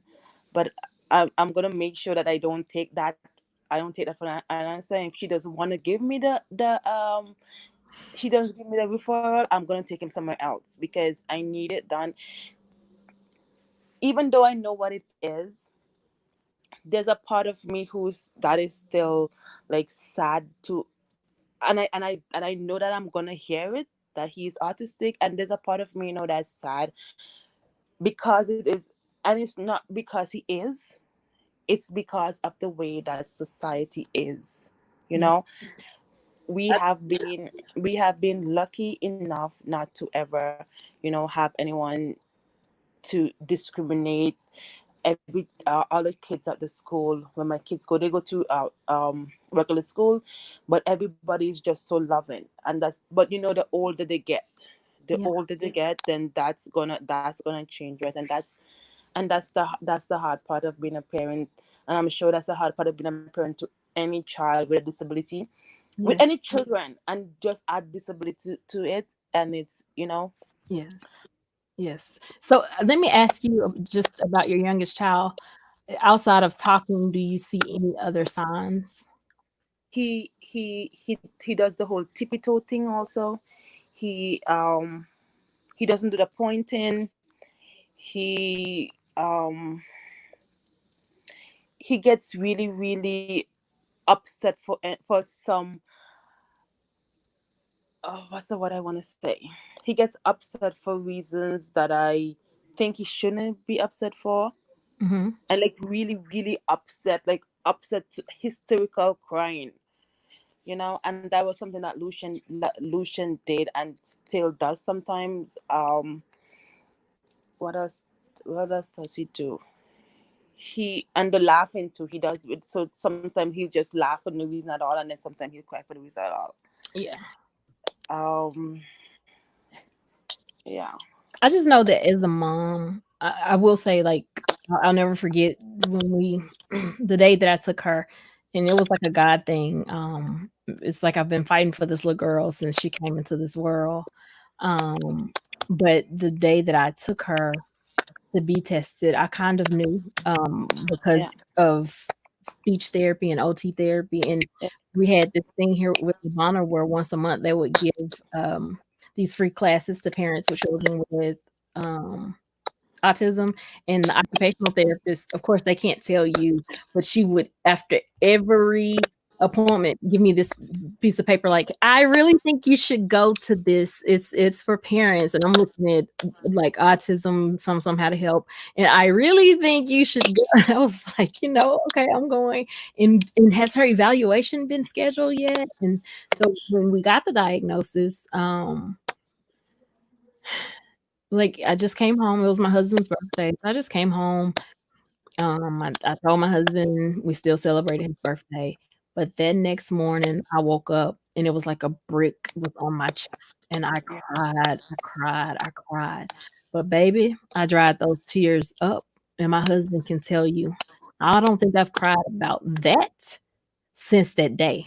I woke up in full, let's get it, let's go. And I started learning everything that I could about autism. And then I started thinking about people that was in my life that even that I went to school with Yeah. that had it and got in trouble and didn't get what they needed when it was something, Yeah. so and people say, like, autism is it's common now, it's more common now, and we blame it on, you wanna blame it on vaccines, you wanna blame it Yeah. on this, and no, it's not more common. Children are being diagnosed Yeah. versus before where they weren't being diagnosed, they weren't getting the help that they needed. And then even, once again, for girls, it's it's rare. Yeah. To have a Very girl rare. is rare. Very, very, very. I've Lucian, we went to ABA classes, Mhm. and I can't remember if I've ever seen a girl. My daughter is Even though always the only girl. my cousin has a daughter that is autistic, but within his group that he used to, I've never seen a girl. Yeah. You know what? I saw one girl one time, one girl, but it's always majority boys, and Mhm. I'm like, huh. Mhm. And And the I'm from people. I'm from the Caribbean. I'm from the Caribbean, so in the Caribbean, these things really don't exist. Yeah. They don't, unless you have like a visual disability. These things, like, now they're like, but still in my country, I'm from St. Vincent and the Grenadines. Now still in my country, there isn't like somewhere that's designated for children with autism. If someone have autism and they can't obviously, they can't function in regular, if they can't function in regular school, they have to go to school with special needs. And it's not something that's, you know like, everybody's in their own class. It's not like designating, so to say, this side is for autism or so. And I hope that change, because I'm sure I can think of a lot of people who who have who had autism in school and just couldn't focus because it was too noisy, and then Hmm. became disruptive and being labeled as bad. Hmm. And Absolutely. after my kids got diagnosed, and something I wonder if I am. And, you know, I will say, let me say this. My husband, love you, babe. He didn't talk until he was like 4 or 5. Okay. He talked late in life. Um, Socially, he is the coolest dude on this earth. Like he's gonna keep the party going, even if it's not a party. He's probably about to come in here and stop me from talking. But sometimes he didn't know when to cut the party off, and it's like, babe, babe, babe, babe, it's time to cut the party off. Um, so yeah, yeah. Yeah, But sometimes I wonder if I am, like, now that I am older, and I look back in certain situation where I didn't, like, there's some things, and there's still some things I don't get. Like, you could tell me a joke, and sometimes I don't get it. I don't get yeah, it until after I have to think about it, and then I see. Sometimes I wonder, why is it, if me and my partner is watching a movie and he's laughing at the movie, and I'm wonder, why is it so funny? It doesn't seem funny to me, but to him he's dying, and yeah, I have to think about it. Why does it? Why? Sometimes I'll get it. Sometimes I still don't. When I sit down and when I sit down and remember me as a child, I used, like, being alone was my thing. hmm, Mind you, I'm a child. I am a child where live going about. We have a big family. I have 5 siblings. hmm, I have 5 siblings, and there's always someone living with us. But being alone, that was like being around people made me uncomfortable. hmm. Being by myself, like, when I look back on it, but these things don't exist. These things don't exist. So, but sometimes I look back and I wonder if I am, like, there's some things, like, I just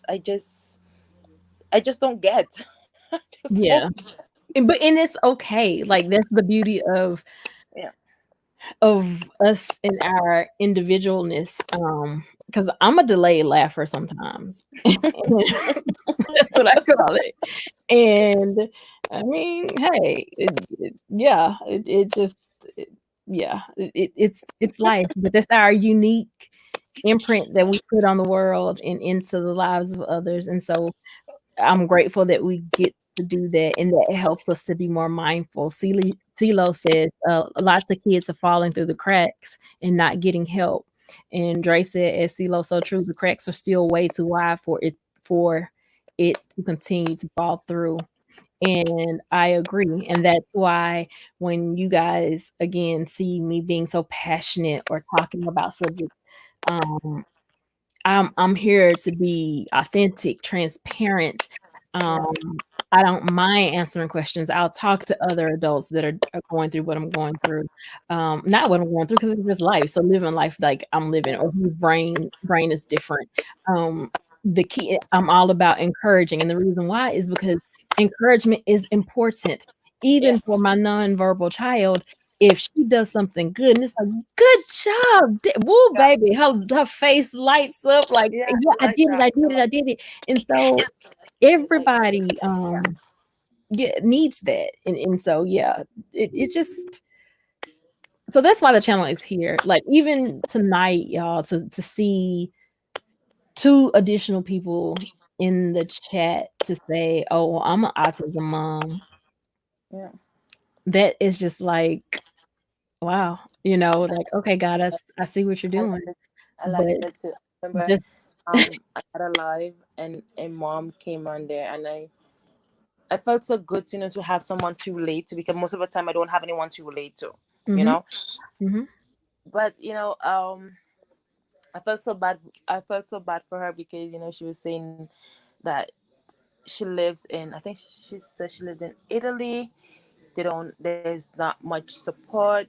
Her child is nonverbal, and then she has to, from the school, she has to keep going back and forth, and we cried together, and like I I've like I'm saying, sometimes we complain about certain things, but there are people in this world who have worse off than Yeah, us. that's true. You know? And autism, even though it can be a beautiful thing, it can be very, very difficult. But that's I'm true. I'm I am blessed because my kids are what they call high functioning, even though they have their what do I call it? What do I call it? Behaviors. Yes. Hmm. But they have their they are high functioning, and they both talk, they both potty train, they can, they go to Hmm. regular school and stuff. But now with this whole thing and the online schooling, that almost drove me nuts. So right now we're not even doing anything, and I don't even feel guilty about it, because I'd rather they have a sane mom than an insane mom. Right? Because Amen. like it was just because my Lucian, he needs a little extra help. Yeah.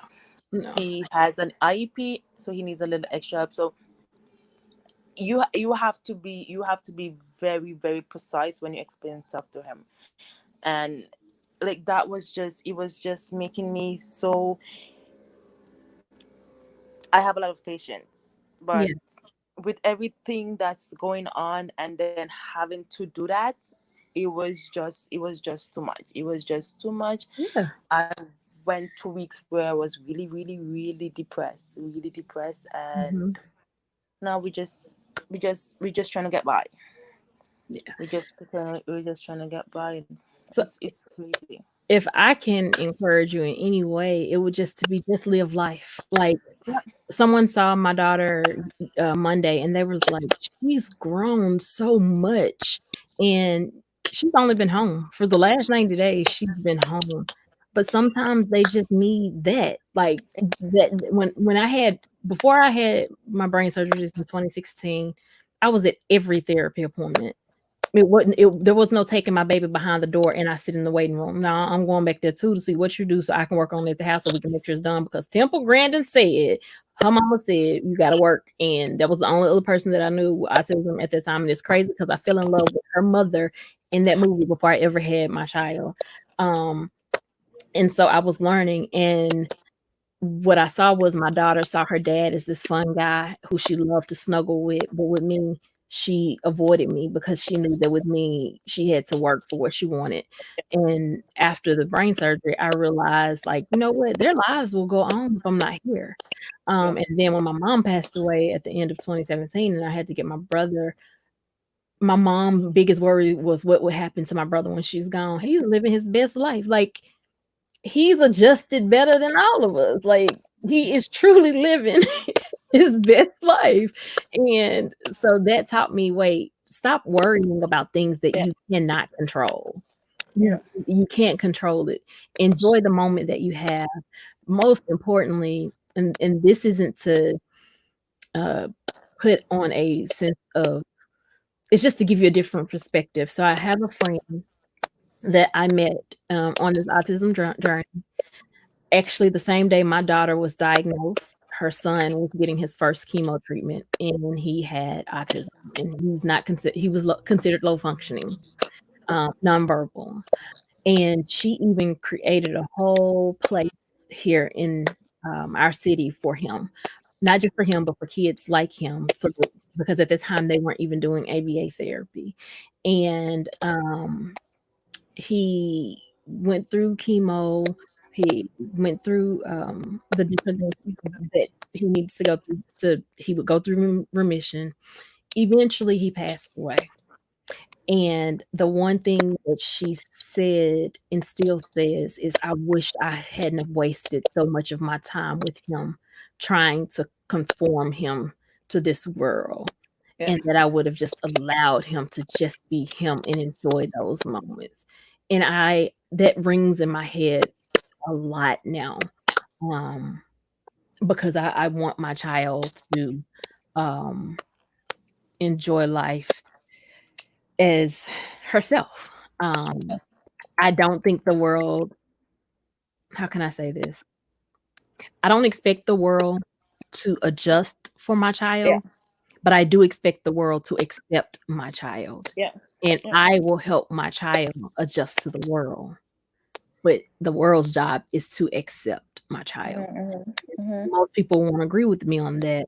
But to try to change the whole structure of the world, that's going to take some time. Yeah. So just accept her. And having her taught me, keep your mouth off folk children. Like I used to Mm-hmm. be that person that was see kid come up like, oh my God, they need to no ma'am. I don't say nothing. I Um, hear you. I hear you. um, I hear mm-mm, at all. I just know that I'm here. I'm on Facebook. Okay, Um, what's the name on Facebook? My name is just my name is Kenisha Harry. My name is Kenisha Harry. It's my same name here. So Misa. if you find me, if you find me, just send me a friend request. Yes, most definitely. Because one thing about it, autism moms, we gotta stay together. Yeah. Um, yeah, and so yeah, I have Misty here in the background, so I'm gonna let her come up as well. Hold on 1 second. Hey, Misty. Hey, Aisha. I think I put it on just to let you understand. Oh, you Um, sound real muffled. your conversation has been, this conversation I've been listening to has been very, very Hold on, informative, you Misty. know. Misty, Uh-huh. you sound muffled. Okay, does that sound better? No, it sounds like you may have the phone close to your mouth. Let's see. I'm gonna call the volume first. Is that a little better now? It still sounds like robotic. Like I don't know. There's a lot of robots. I don't know how to.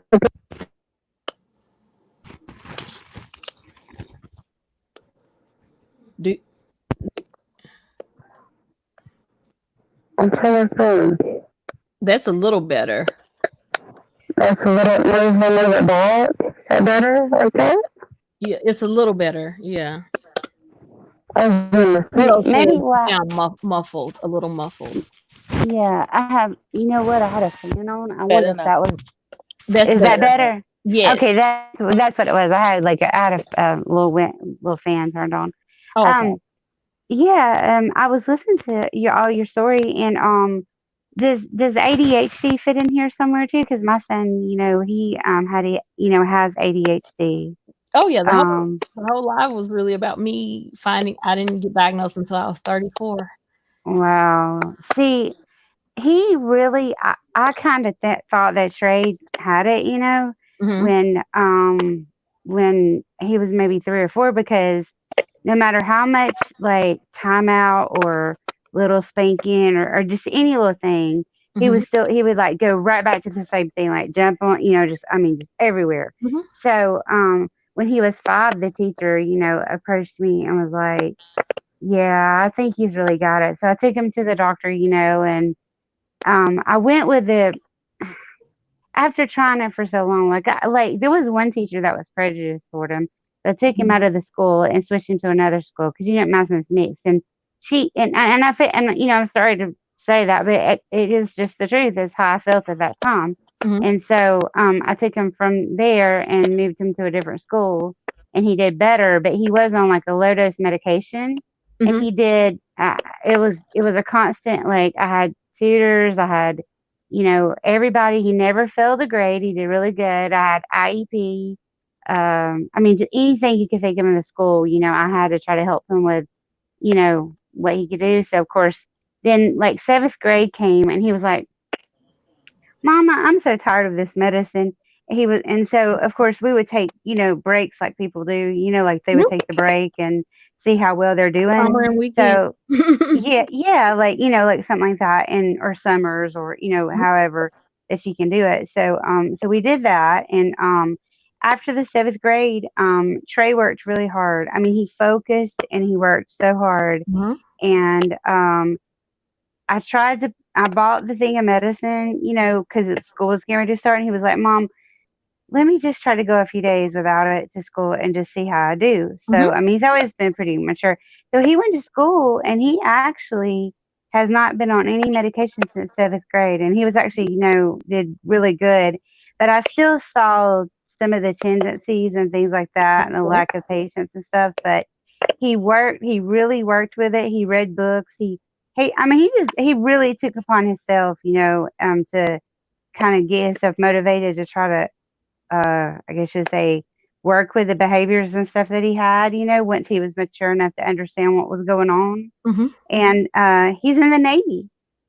Mm-hmm. And I mean, he's 20 years old now, and he's in the Navy. And every once in a while, I can still see him have some of those little nervous things. Like he'll take it's really weird little things like you wouldn't think.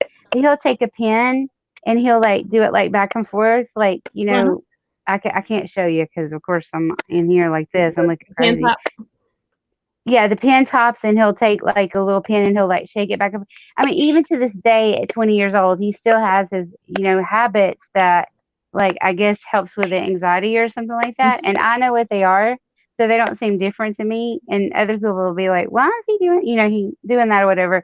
But really, you really can't really even tell anymore. Like he's like a great driver. He pays Mhm. attention. He's really focused and taught himself to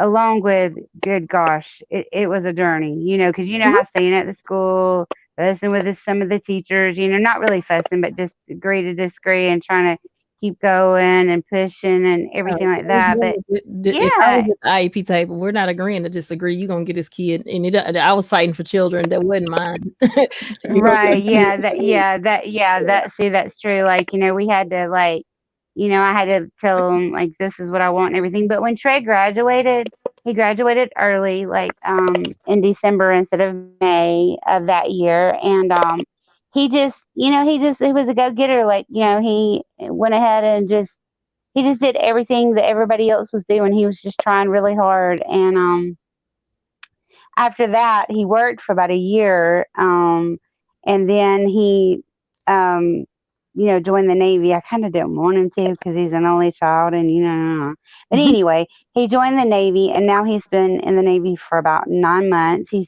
successful. He's doing good, and got a little girlfriend. Drives well. Mhm. Never had any criminal record. Nothing. Just does really good, and he's learned. It's just I don't know. Like I'm a little bit now. That I talk a lot, so please excuse me. But I'm a little bit now, a little bit more of an advocate of trying to. I guess if you would say an advocate of just that of trying to look into like the vitamins and look into things. Like they have this thing called it's a vitamin where it helps your brain to focus and all. I forget what the name of it is, but Zinco there's biloba. certain. It's what now? It's either zinco biloba or omega-3 fatty acid. Yeah. It's. I think you're right. It's one of those that I have to look it back up. Mhm. But he took those for a long time, and I think between all of that and a good diet, and all of that. But the biggest thing is, if I had have been a little bit more informed, or I don't know, maybe not felt so pushed or whatever, I would have probably never tried the medication.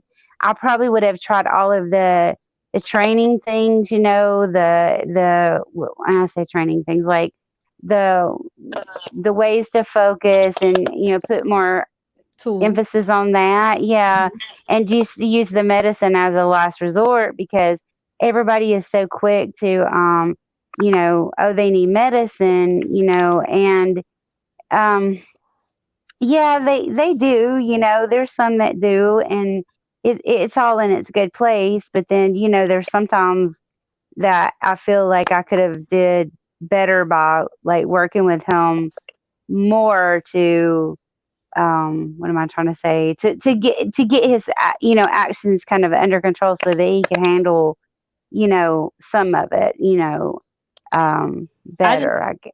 I would encourage you not to not to, how can I say, guilt yourself for those parts Yeah. because they need that to be able to learn themselves. So for example, me, again, I was 34, but my daughter had been diagnosed at 7, and I disregarded it. So I didn't medicate her. The doctor told me, he was an older man, that that wasn't what it was. My grandmother said it wasn't what it was, so I took what they said and rolled with it. It wasn't until my son that I was like, wait, okay, do I have it? So I agree. But when I did put him on medicine, we had to find the right dose for him. But like you, Yeah. got to a place where he didn't want to, and he said, "Mama, I don't want to. I don't like how it makes me feel."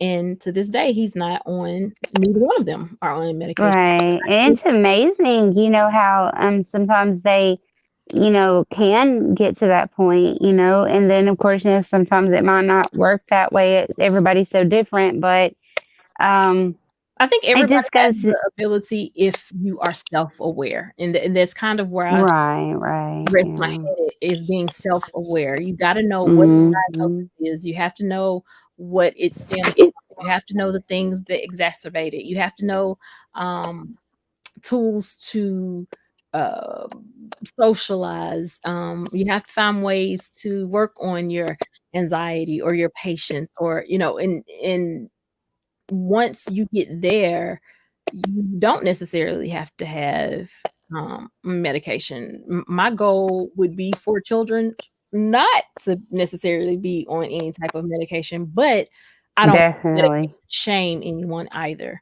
because I am a person that has tried, and my husband can tell you, he can attest. I tried to not take medicine. I took it to Right. work, but I didn't like the idea of it because yeah, because I'm black. I'm just gonna be honest. And I was told that black folk really don't have this, even though I had all the paperwork, all the psychological information. I still struggle taking the medicine. Um, and so Well, my son is biracial, which I mean, he looks more like a light skinned black fella, and my husband's black, and it was kind of, that's what I was saying with that first teacher, and I mean, I just knew it was very obvious that she really didn't want to deal with him, at all, and he was more trouble and all this, so I ended up taking him out of the school because they wouldn't change the classroom to take him out of the school, and I took him to another school where he, you know, suc had success and he was doing good. But I just, it's just, it's like you said, it is like that. And I had a lot of, a few people in my husband's family say, "Oh, but not the medicine," and things like that. And as a mom, just doing the best you could. That's. exactly, Mhm. exactly. And my husband said, admit hindsight is 2020. His accomplishments show you that you did a great job. So Yeah. yeah, don't, Right. because the one thing I won't do again is medicine shame, because 9 times out of 10 a person that's taking medicine is already ashamed that they have to take medicine, and I don't Right. want to remove this stigma.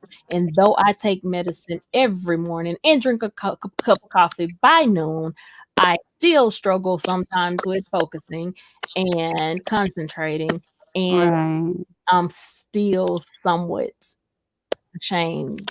However, I'm on a platform talking about it because I don't It's want important. Yes. I want us to get what we need to be able to be successful. And there are Mhm. tools like the books. I'm going to put the name of the books in the description. Driven to Distraction helped me greatly. Wow. Is a website. It's ADD2 greatly. Joining different Facebook groups, adults with ADHD. Like, you gotta seek the knowledge in order to understand yourself and understand what's going on. Well, And and we gotta get away from the stigma of it doesn't happen to us. It does. So right, and how do we move one forward? one of the things that I'll say this real quick, and then I'll go back to the chat. One of the things that that I was concerned about, even after Trey got better and things were things have moved along pretty smooth. And like I said, he's in the Navy now and he's got a little girlfriend. Well, eventually, I know he's going to get married and he wants to at least maybe have one child or, I don't know. But if it is, really inherited, like some I say, so I know that that could be something with a grandchild. And I want to learn everything that I can so that I can be able to, you know, advise him on ways that I tried to help him and just continue to grow from there because it isn't, you're right, it is none of it is anything that any child should ever be ashamed of or an adult. I mean, there's so many things, you know. Oh yeah, oh yeah. And even as a And I grandmother, really don't appreciate worry you. about it. Don't even as a grandmother, don't worry about it because guess what? Greater than you will be your son who actually experienced it, who actually Right, lived it. Uh-huh. yeah. And so You're right. even with Uh-huh. me, none of my children, eh, each child was different. It wasn't the same. So you just got to take it how it goes and Right. be Nana, be Granny, Nana, Gigi, grandma, and just because I will say for me, my grandparents, it was like they kind of knew like gardening and um keeping me busy. I remember those moments. And so those are Mm-hmm. great things. Thank you so much, CeeLo. So yeah, and I'm not pushing medicine. I'm saying let's not medicine shame because also though I have a daughter with autism, I am very careful about the things that I give her because her brain is still functioning. So Right. I'm gonna medicate her as if her brain isn't functioning and still growing. That's what I'm trying to say. Her brain is still growing, it's still developing. And so Right. if we have to use Exactly. medicine to help her go to bed, absolutely. Will melatonin put her Mm-hmm. to bed? No, ma'am, it will not. It wouldn't work for Trey either. The medicine that the doctor has to put her to sleep still don't put her to sleep. Um, Mm-hmm. so no, and that's why I made the statement that I made even the other night when I said you don't understand the depth of what any parent has to go through with their child. So don't put your mouth Right. on those children. And that's as Mm-hmm. far as I'll go with that. But that's why I'm so passionate about no, we're not going to talk about children. We're not going to and we're not going to parent shame. We're not going to medicine shame, parents shame, talk about children because none of us have it right. All of Yeah. us are just trying to figure this thing out as we go. Right. They don't come out of there with a book, you know, when they get Oh to the no, hospital and you push them out, they don't come with a book, a manual with them, you no know. So instruction. it's like, uh-huh. So it's like that. Thank you so much for having this. This has been Thank really you. great. Like I said, I've listened into it and everything, and I think it would be great to like just all those subjects. You're a very smart young lady, and I'm very proud of your channel. Oh, thank you. Thank you. It's life. Yeah, Life. no, yeah, it takes time, but congratulations.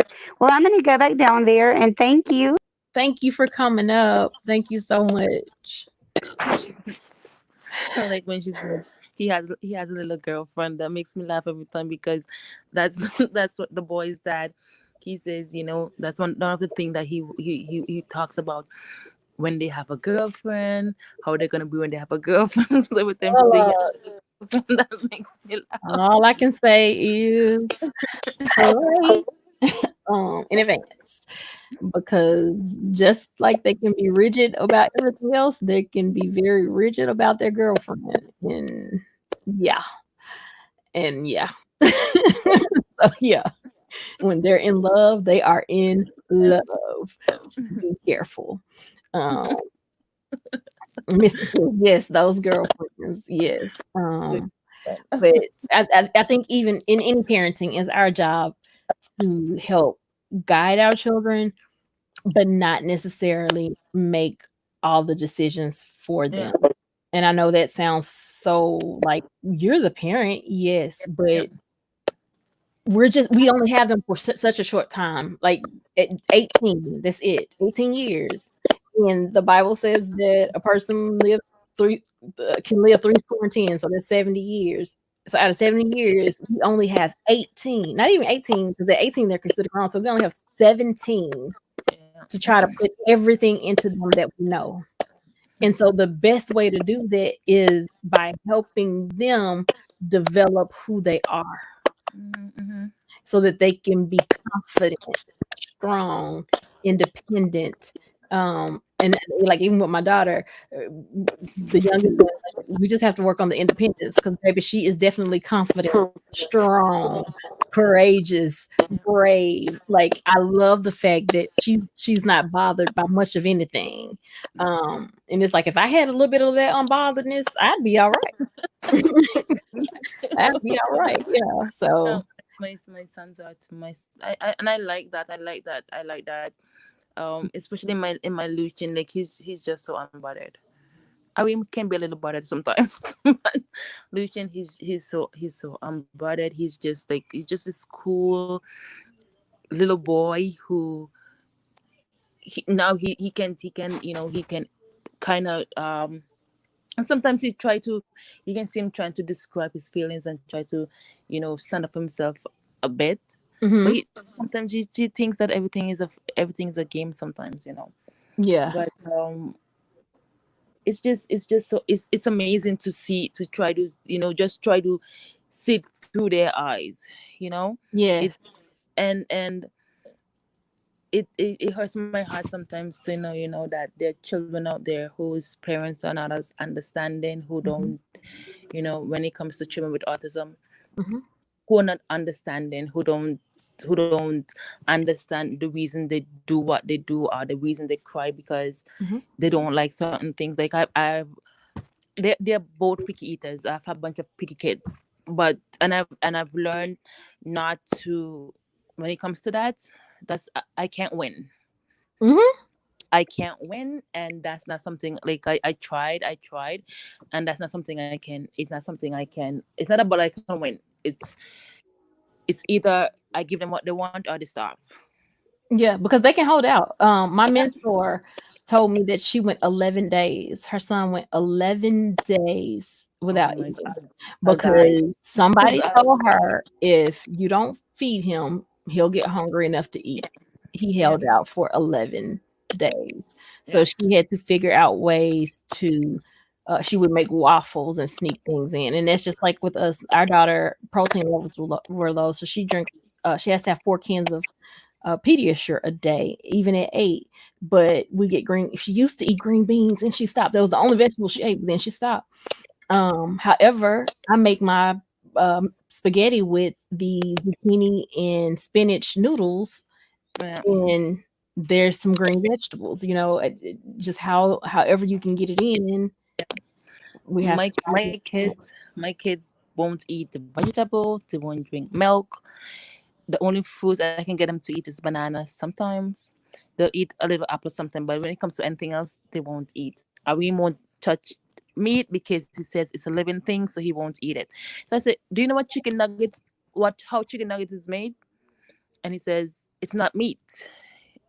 So I just left it at that. Well, He said, "Chicken well, nugget is not meat."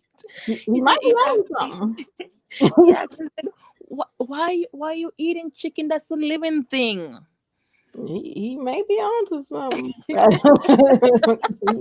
He may know something we don't know. But yeah, it just yeah, and it's not worth the debate with other people. No, Like your not child is your child. If I'm gonna do my protect child. your environment. If they're not there to Yeah, encourage or help you, honey, yeah. okay, bye.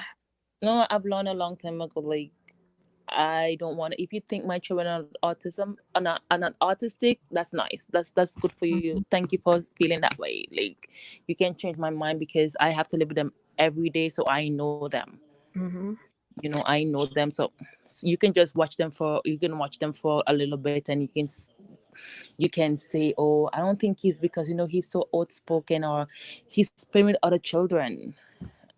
Okay, Yeah. that's your observation, but I know what I know, Mhm. and the teachers know what they know, the doctors know what they know what they see. So you can't tell me that you don't think it. And it's I was told that God don't make mistakes, but they're not mistakes. They're wonderfully and perfectly made. Yeah, they're not a Like, mistake. They are who they are. They yeah, bring that's what it. they bring to our life. I Yeah, probably wouldn't be here if it yeah, wasn't for that little girl. That little girl has made she the best way I can say it is I can confidently sit here and talk to you guys. I can confidently stand up for anybody because of her. yeah.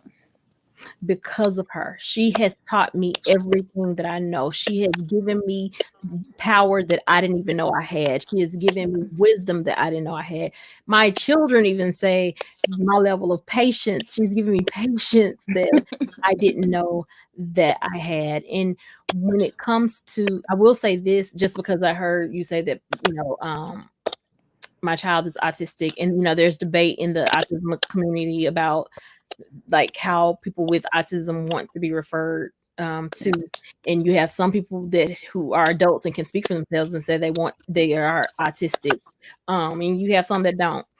For me, I hate labels. I hate labels. I hate being labeled. Don't put me in a box. Yeah, I may have ADHD, but I'm not Aisha with ADHD, or ADHD with Aisha. I'm just Aisha, and all of that makes me who I am. So when it comes to my daughter is not her diagnosis.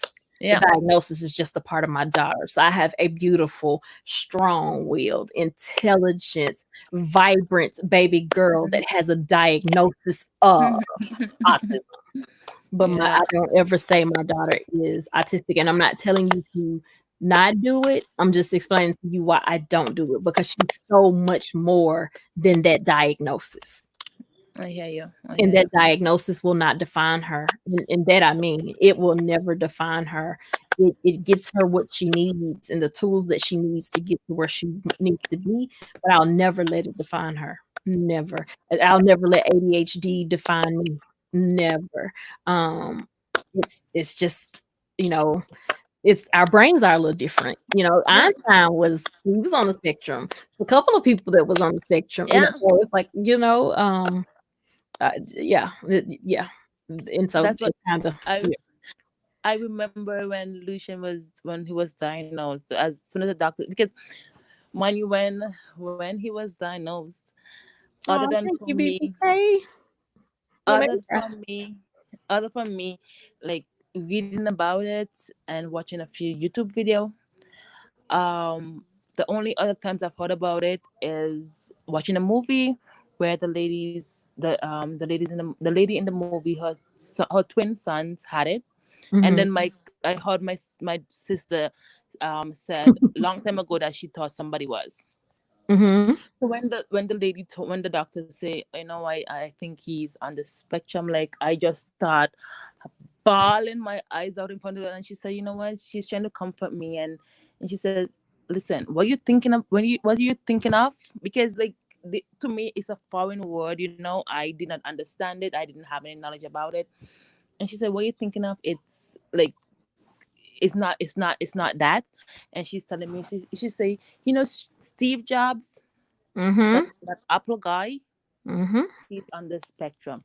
And she told mhm, me, she said, that guy, you didn't remember some years ago the whole economy, the market just crashed. mhm, There was this one guy, he predicted it, and he made millions off of it because nobody listened to him, nobody mhm, listened to him. And she said she said they're very, very intelligent people, mhm, and they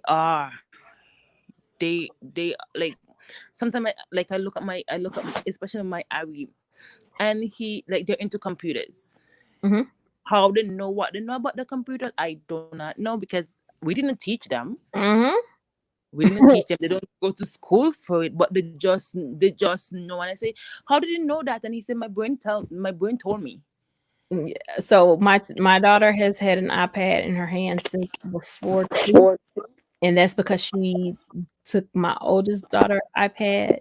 I struggle with games like Temple Run and Pac-Man, and my daughter can zip through those, what is it, levels like it's nothing. I mean, she can do it, and it's just like, how is she doing it and not get out? Like, just ding, ding, it just gone, and I can barely get past the first little obstacle, and she just do. But I'm gonna tell you this, because in my mind, I have to get every coin. I notice when she's playing, she doesn't get every coin. Her goal is to finish the process. I don't have to pick up everything along the way. And that taught me something. I thought I had to pick up everything along the way. And she's showing me, in order for me not to get out, or lose this game, I gotta give some of these things up to get to my end goal. You're amazing. That freak right there. I think I can just go on in on that note. I wasn't even trying to go there, but yeah, The way the way their brains work is just it's something else. It's something it's it's amazing. like I watched my son, like we were doing some schoolwork and I watched him. I gave him the thing, and the way I did it, I wrote it on a paper and I was adding each individual numbers to the answer that I got from adding the first number. And I watched him. I wanted to just see how he was gonna Hmm. figure it. So I see him. He's thinking about it. He's thinking about it, and then I can see him. He does something with his fingers. He does something with his fingers, and then he wrote the number, the exact number that I got, without him Hmm. looking. I think he wrote a number. I'm like, how did you do that? You did that in your head. How? And he said, and I say, is this easy to you? He said, yeah, it's easy. And just the way that he did it in his head, he just like it was so amazing to see. And I had to go tell his dad, and he says like, okay.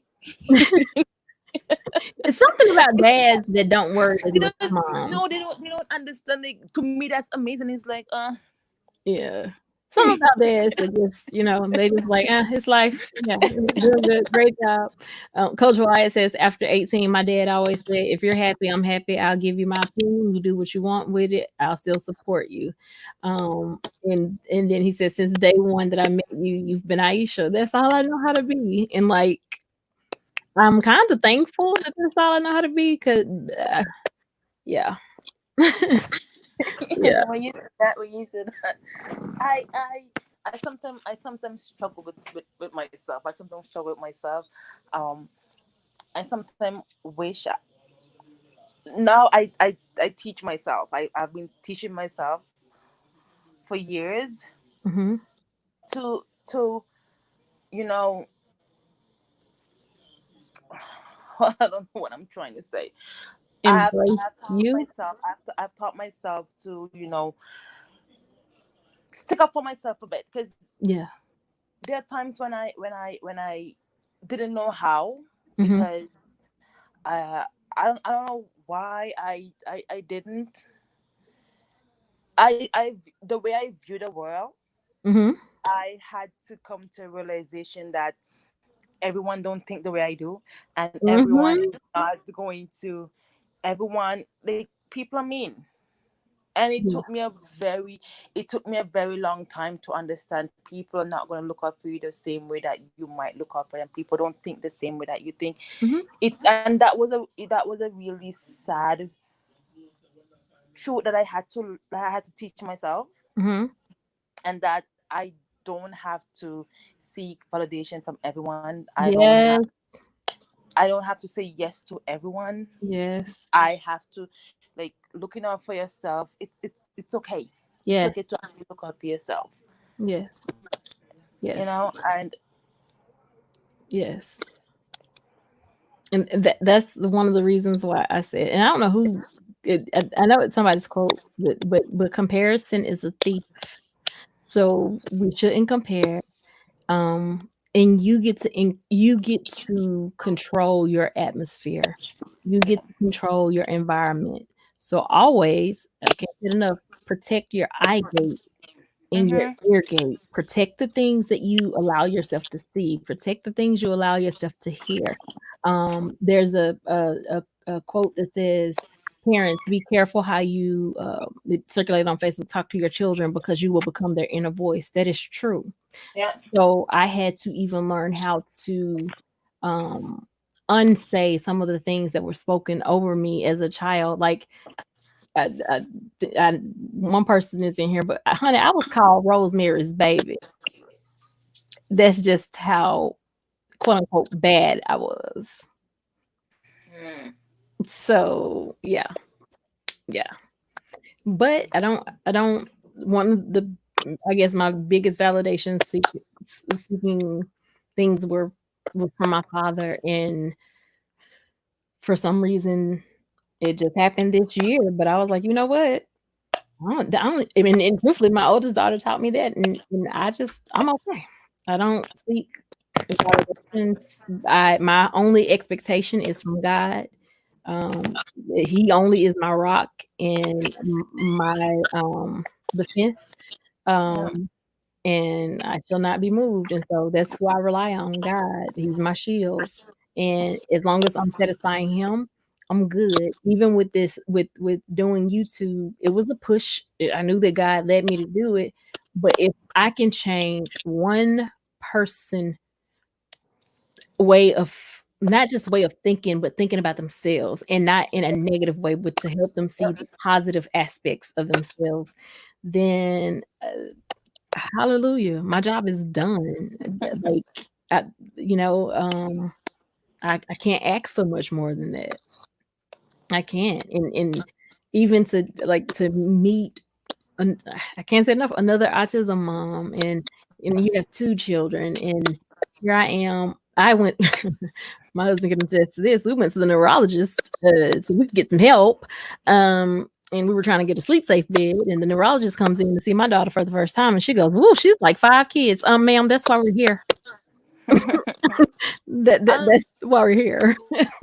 So yeah, but I will tell you that there are things like just last year, she didn't get an MRI this year, but thank you so much. Thank you so much. So much, Derek. She didn't get an MRI this year, but she got one last year. And she also has the thinning of the white matter in her brain. We were told that that would never get better. And it's gotten better. So that says to me that science doesn't know, which I already knew science didn't know everything. Like, I know the God that I serve, and I know that that little girl has purpose. And so yeah, I'm here for the ride. yeah, I'm here for the ride. I think Derek said something that he said, and I had to read it a couple of times to allow it to process. But it says, "Children, train the child for the path, not the path for the child." yeah, And that's what I meant by I don't want the world to adjust to my child. I can help my child adjust to the world. Just accept my child. That's that's it. yeah, That's it. And in the disability community, there's a phrase that says, "Nothing about us without us." And so I'm learning that even with my daughter, if I'm helping her wash her face, "Hey, babe, okay, let me wash your eyes. I'm gonna wash her nose," and it's less resistance when she yeah, knows what I'm doing, and I deserve her. She deserves that respect. Yeah. yeah. I figured that out with Lucian when he was 3. When he was 3, 2, 3, it was a struggle. It was a struggle to get him to change his clothes. It was a struggle to get him to change his diaper. So what I started doing, I started telling him, "Okay, Lucian, this is what we're gonna do, and this is why we're doing it." Hmm. So from that, I was the only one who could change him because I would tell him, "Okay." So then I had to tell his dad. Asked me. I left. He was home with his dad, and I say, "How do you change him?" I say, "You have to tell him what you're going to do and why." Hmm. Because even though he wasn't really communicating, he understood. He understood, and I'm a firm believer of talking to children like you're talking to someone who can communicate with you, even though they Yeah. may not have that ability. Like, that's something. I became a mom when I was 18 years old, and that was just something that was there. Like, I don't want a baby talk because they're not gonna talk like babies forever, you Right. know. And I believe that with autism children, even though they may be um even though they may be nonverbal, or they may seem to not be paying attention, Hmm. they are Yes, they are. they are paying attention, and they understand everything that you're doing. So that's why you have to be very, very, very careful Yes. when it comes to what you're saying to them, Yes. how you're treating them, because they get it, and people may think, okay, they're not paying attention, so they're not paying mind to it, but they are. They are. They are. They are. My husband and I, our first training, I'll never forget it. It was about communicating. Um, it said they had us to close our eyes, and they said, "Now, Imagine someone walking up to you, taking your arm, and just pulling you somewhere. Would you go? Yeah. And I wouldn't. And Yeah. so basically the point they're trying to get across is so don't do your child like that. Tell them, hey, come on, we're about to go over here or we're about to do this. Always explain. Um, and I never thought about it like that, you know. This is like yeah, I never thought about it like that. But And sorry, and I guess it's maybe because the way we were raised. oh, We of were course. raised to follow instruction Mhm. without question. Mhm. And I didn't like that as a child. I know I didn't like that as a child. So I try my best to make sure that my children have a voice. Mhm. Even sometimes I'm not really good at it, but I still try, I still try to make sure that they understand, because even though they and I was talking to my aunt the other day, and I'm telling them that people expect children to just do, just take, and we sometimes forget that they have a mind of their own, and they have Mhm. things going on in their life, Mhm. they seem little to us. To Mhm. them it's great. It's And big. then it's just imagine you have your own thing going on, and your own thing that you want to do, and then somebody's telling you, okay, do this now, Mhm. and expect you to drop everything that you're doing and do it just because they say to do it. Yeah, it's big. I mean, the communication is everything. Um, Communication is necessary on Yeah. whatever level, um, and it makes a difference. Yeah. So yeah, it's everything. Kanisha, I have enjoyed you tonight. I did not I I intend I am so happy on being I on saw this you. long. No, I no, saw you no. live. I fully enjoyed you. I will make sure we I saw connect. you live, and I'm like, okay, let me just go over, because I don't know. I don't really get notifications, Mhm, and I saw it and said, let me just go over there. Let me just go over there, and I'm so happy that I saw it, and I'm so, like, I don't know, like, it's God. Every time I see somebody's live who by accident, it mhm. always end up being an amazing life, and I'm so happy. I'm so happy that I was able to connect with you. I'm so happy that you gave me the chance to come up here. I am ecstatic. I am ecstatic. I thank you for sharing your story with me. Just know that there'll be more conversations like this. Like YouTube has not seen me yet for the month of April, but oh my God, will we have some autism awareness? Oh Yeah. yes, ma'am, we will. you, you Um, know, I sorry to sorry no, to you're interrupt. fine.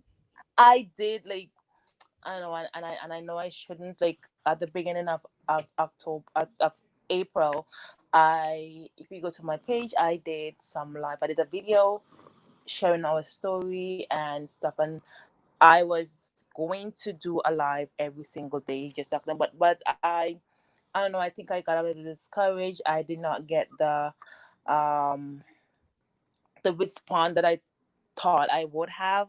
Mhm, So I end up just not, like, I did a couple of them, and I did not, because, like, I to me, people did not want to hear, because autism is not something that some people are comfortable talking about, and I know that I shouldn't have just allowed that to be the reason that I didn't do what I wanted to do. But it's you okay. know, You got support now. yeah. You got support for sure. You got me. What was is it Iris that's in Yeah. the chat? Yeah, you have support. And we'll get it out there.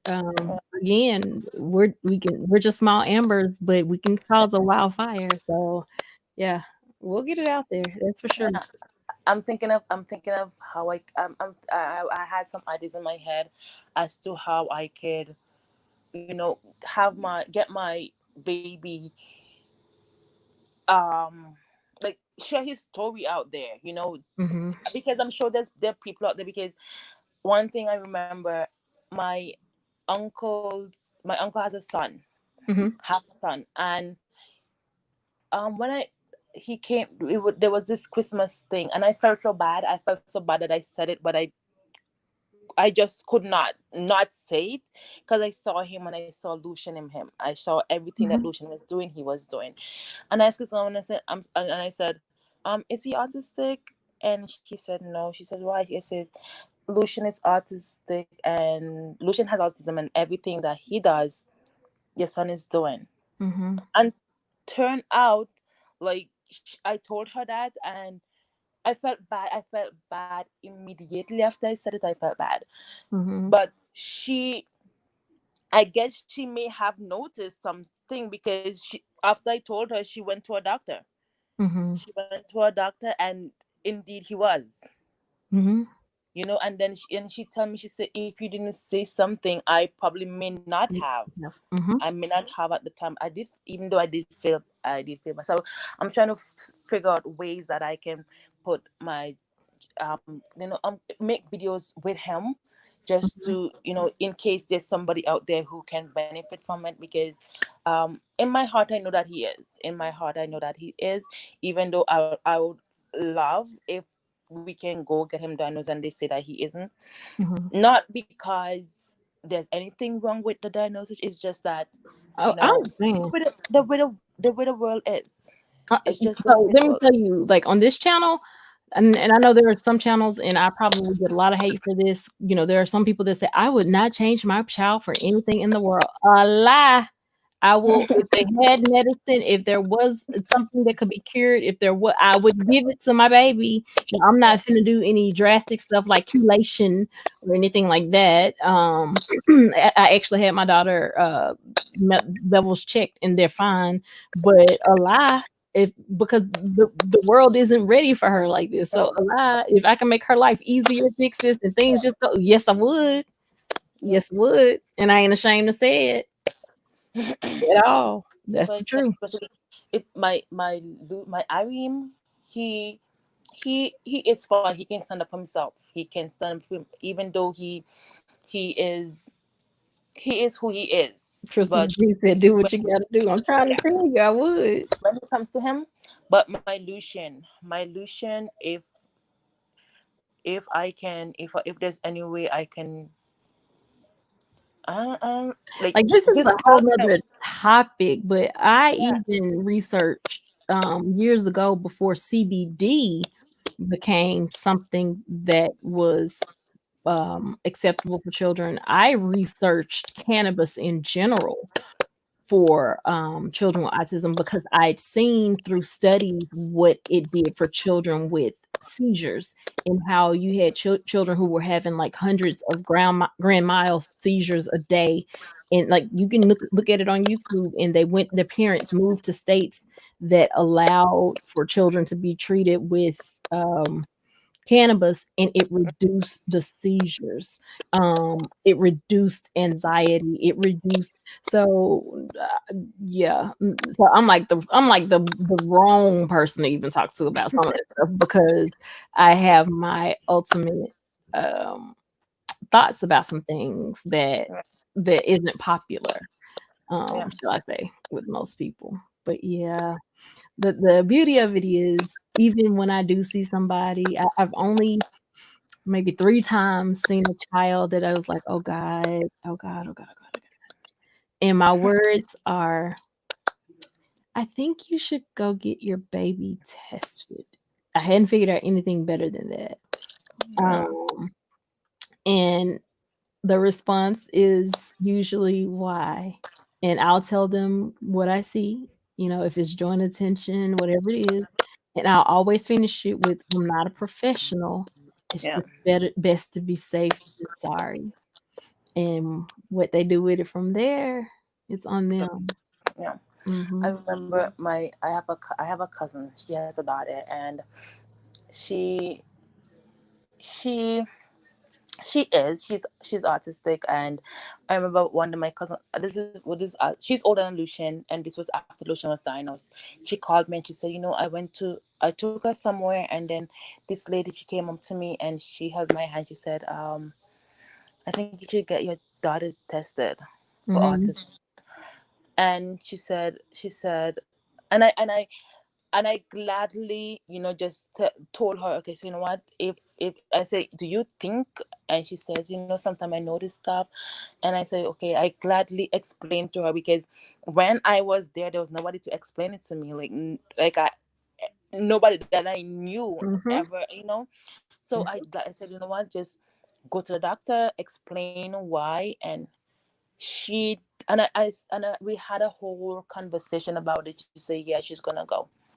Can Mm-hmm. you believe, after I wasted my breath and talked to this young lady, the next day this young lady went to the mall. Didn't. She went to the mall. She did not get this child evaluated until she went to the school. She went to school. And I'm like, I'm like, why? Like, you had it in your head, you wanted to go, and you just did not go just because. But for some people, it takes, and we still have to extend grace to parents because for some people it takes a while to acknowledge, to accept. Also, you have to come to your own reality. I'll never forget when my daughter was diagnosed, my mother said, you need to have her to go get, you need to take her to get a second opinion. And I said, Mama, this diagnosis is my second opinion. I'd Yeah. already seen it. And so sometimes you have to get to that place yourself. Yeah, but then sometimes, like, with her, with her, she saw it herself. And what I'm saying, like, I understand being in denial, but being in denial don't help your child. Mm-hmm. And I understand, because I grieved for, when I found out illusion was, I grieved for the child that I didn't have. Uh-huh. you know Oh I grieved for that. I grieved for the child I didn't have. I watched him playing, and he was just so innocent, always smiling.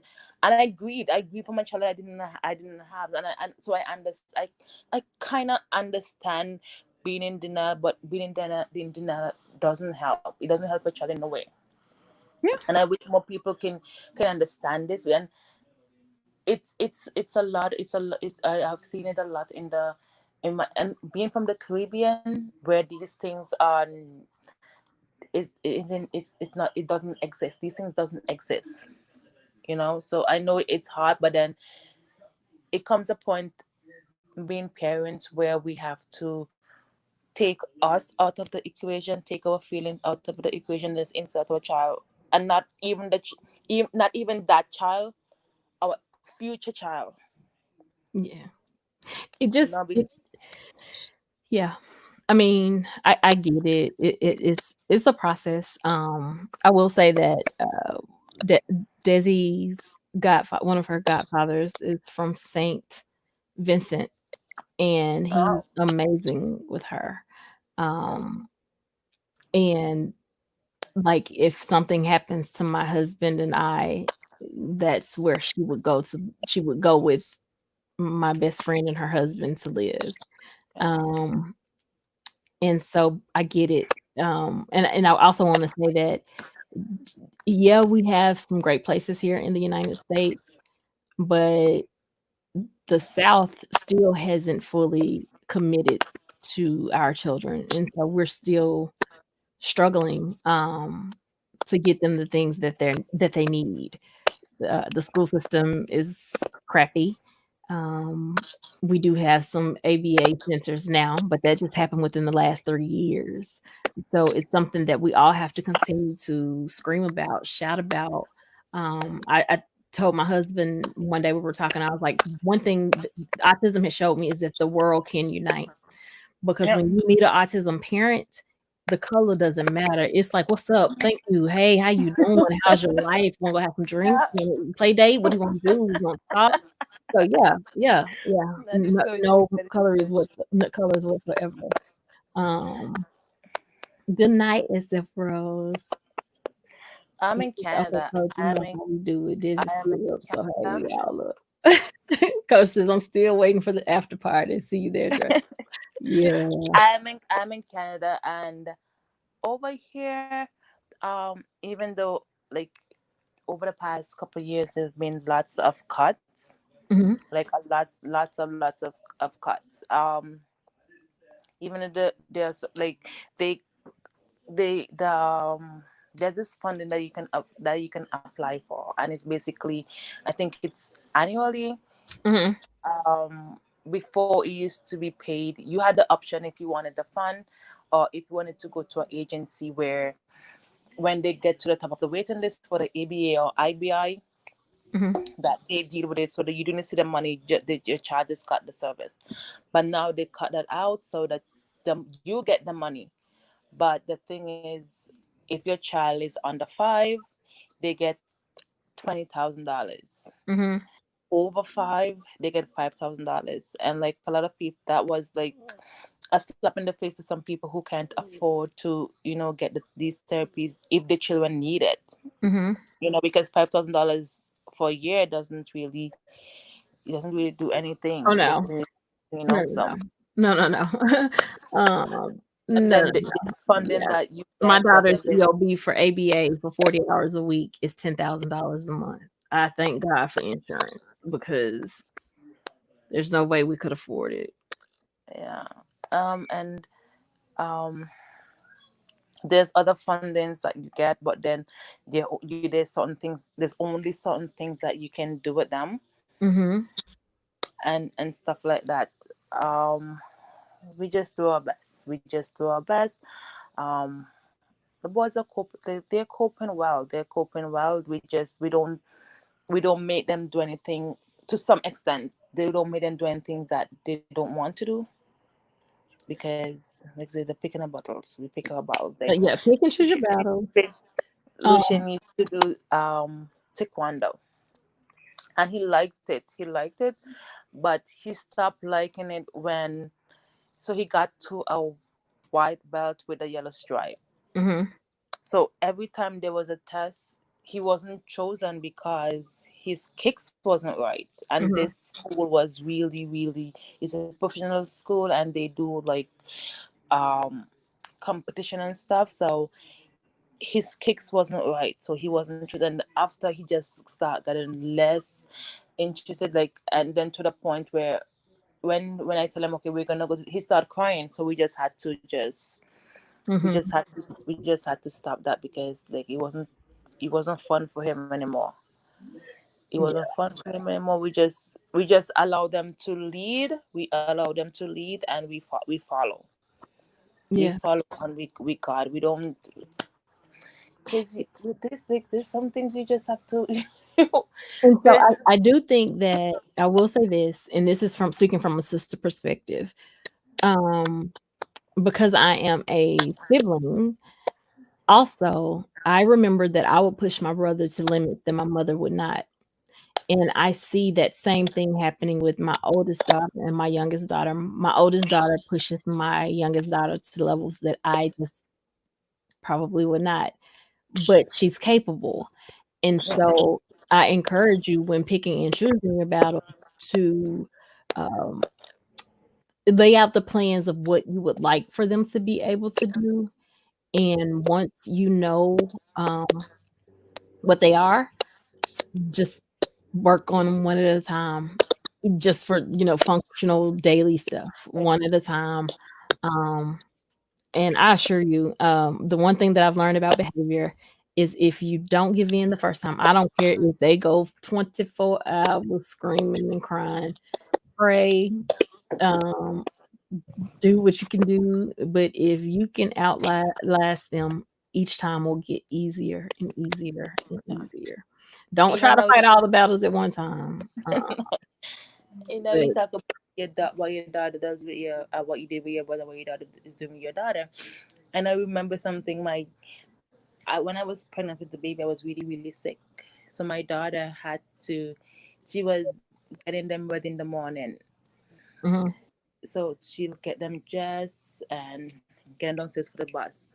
So when I got better, um, I, I like to smother my children. And that's just the way I am. mhm, When I got better and I went out to get them dressed and put their shoes on, she had them doing it themselves. mhm, She had them doing it themselves, and they were capable of doing it. mhm. They were capable So of we have doing to it. be careful not to hinder them. Yep. And that was just Yeah. something like, if I wasn't sick, Yep. I'd probably maybe put the shoes on. Yeah. Yes. I fully Cover. agree. I fully agree. I've experienced it before, so I fully agree. She had Ooh, them. She makes them. She makes them. She say, "Okay, you want a hot dog? You just take the hot dog from the fridge and you put it in the microwave." And they're doing it themselves. I'm like, what? What are that's you? What? independence. She's teaching independence. Although I'm not ready to teach my daughter how to use the microwave yet. No. That's just like her getting out of the house. I remember when OT was teaching her how to use the key and unlock. I mean, how to unlock a door. I'm like, wait, no, I don't want her to know this yet. No, we're good on that one. No, we don't need to know how to unlock a door. She was like, but what if a fire break? She'll never be in a spot where a fire break out that the door's closed and locked. No, we don't want her to know that yet. Like, because what happened when she knew how to open the door, she opened the door, got out the door, and yeah. No. So some skills we're kind of good on for the safety of us all. Y'all, I cannot. I thank you, one, for coming up, Kanisha, and just talking with me and being. I'm glad that I could talk with you. You're not in this autism thing alone. We're in this together. I'll definitely make sure we connect via Facebook and also it's just my name, Iseashia, and my last name is Thomas. Okay. We are literally approaching 3 hours. This is my first 3-hour live. Congratulations. Yeah, but I thank you guys for talking with me, and I hope that I brought something to the table that make somebody think a little bit different, or how can I say it? Not just think a little bit different, but being more mindful of others. There's a YouTube page called Planet of the Fakes. And there's a video on there about a young lady in an airport, and it says racist or autism. And if you go look at the video, an autism mom will notice immediately that's autism. That is not racism. And the people in the video couldn't understand it. They were just like, but everybody else around her is talking and she's just gonna bother us. But the issue was they were in line, and obviously somewhere she was taught you're not supposed to talk in line. And so them talking in line bothered her. She was like, there's a seat over there, over there, over there, over there, and over there, and over there. And you could tell that, and it was like, she was like, well, you go sit in. And she was like, but I'm in line. And it was them talking in line that kind of triggered her. It wasn't them talking, but it made me sad that out of everybody in the airport, no one considered trying to intervene. Like, had I been there, I know me, and my husband's in the chat, and he knows me. I would have gotten up. I would have been a barrier in between the lady and the young lady. And it's okay to be in line and have a conversation, which then probably would have brought her out to say, no, it's not okay when you're in line. You're not supposed to have a conversation. Yeah. And then we could have talked about, well, sometimes people talk so that they don't, but the first thing they went to was racist. And there was a lady that walked past her that looked just like her, and she touched her and she said, don't touch me. So off top, a mama would have noticed, but an autism mama would have noticed, but nobody in that airport realized that she needed a little bit of assistance. She shouldn't have been there on her own, even though she was high functioning. She shouldn't have been there on her own. So yeah. But I have enjoyed you guys. Thank you to everyone that has really hung out with me tonight. Like a 3-hour live, never thought that I'd have one of those. And I'm not ranting about anything. So yeah, that's pretty cool. But I thank you for being brave enough to come up, to talk, to share. My prayer for your youngest child is that, just like my friend that I have here, she had a baby and she was concerned that she was on the spectrum because she wasn't talking yet. And she found out that she wasn't. Even though she displayed a lot of the behaviors.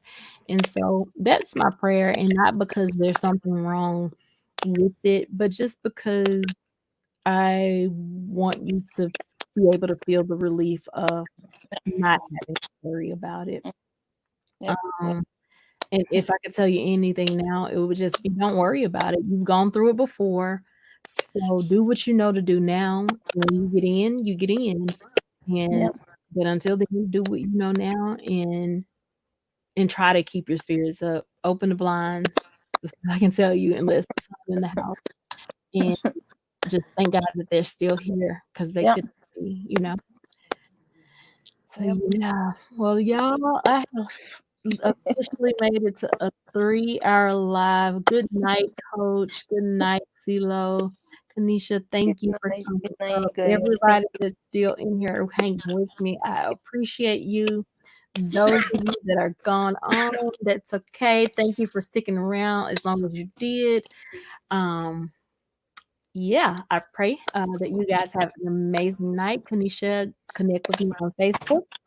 And Okay. until we can all meet again, I send lots of love, blessings, and peace your way. Good night, guys. Good night. Good night. Good night.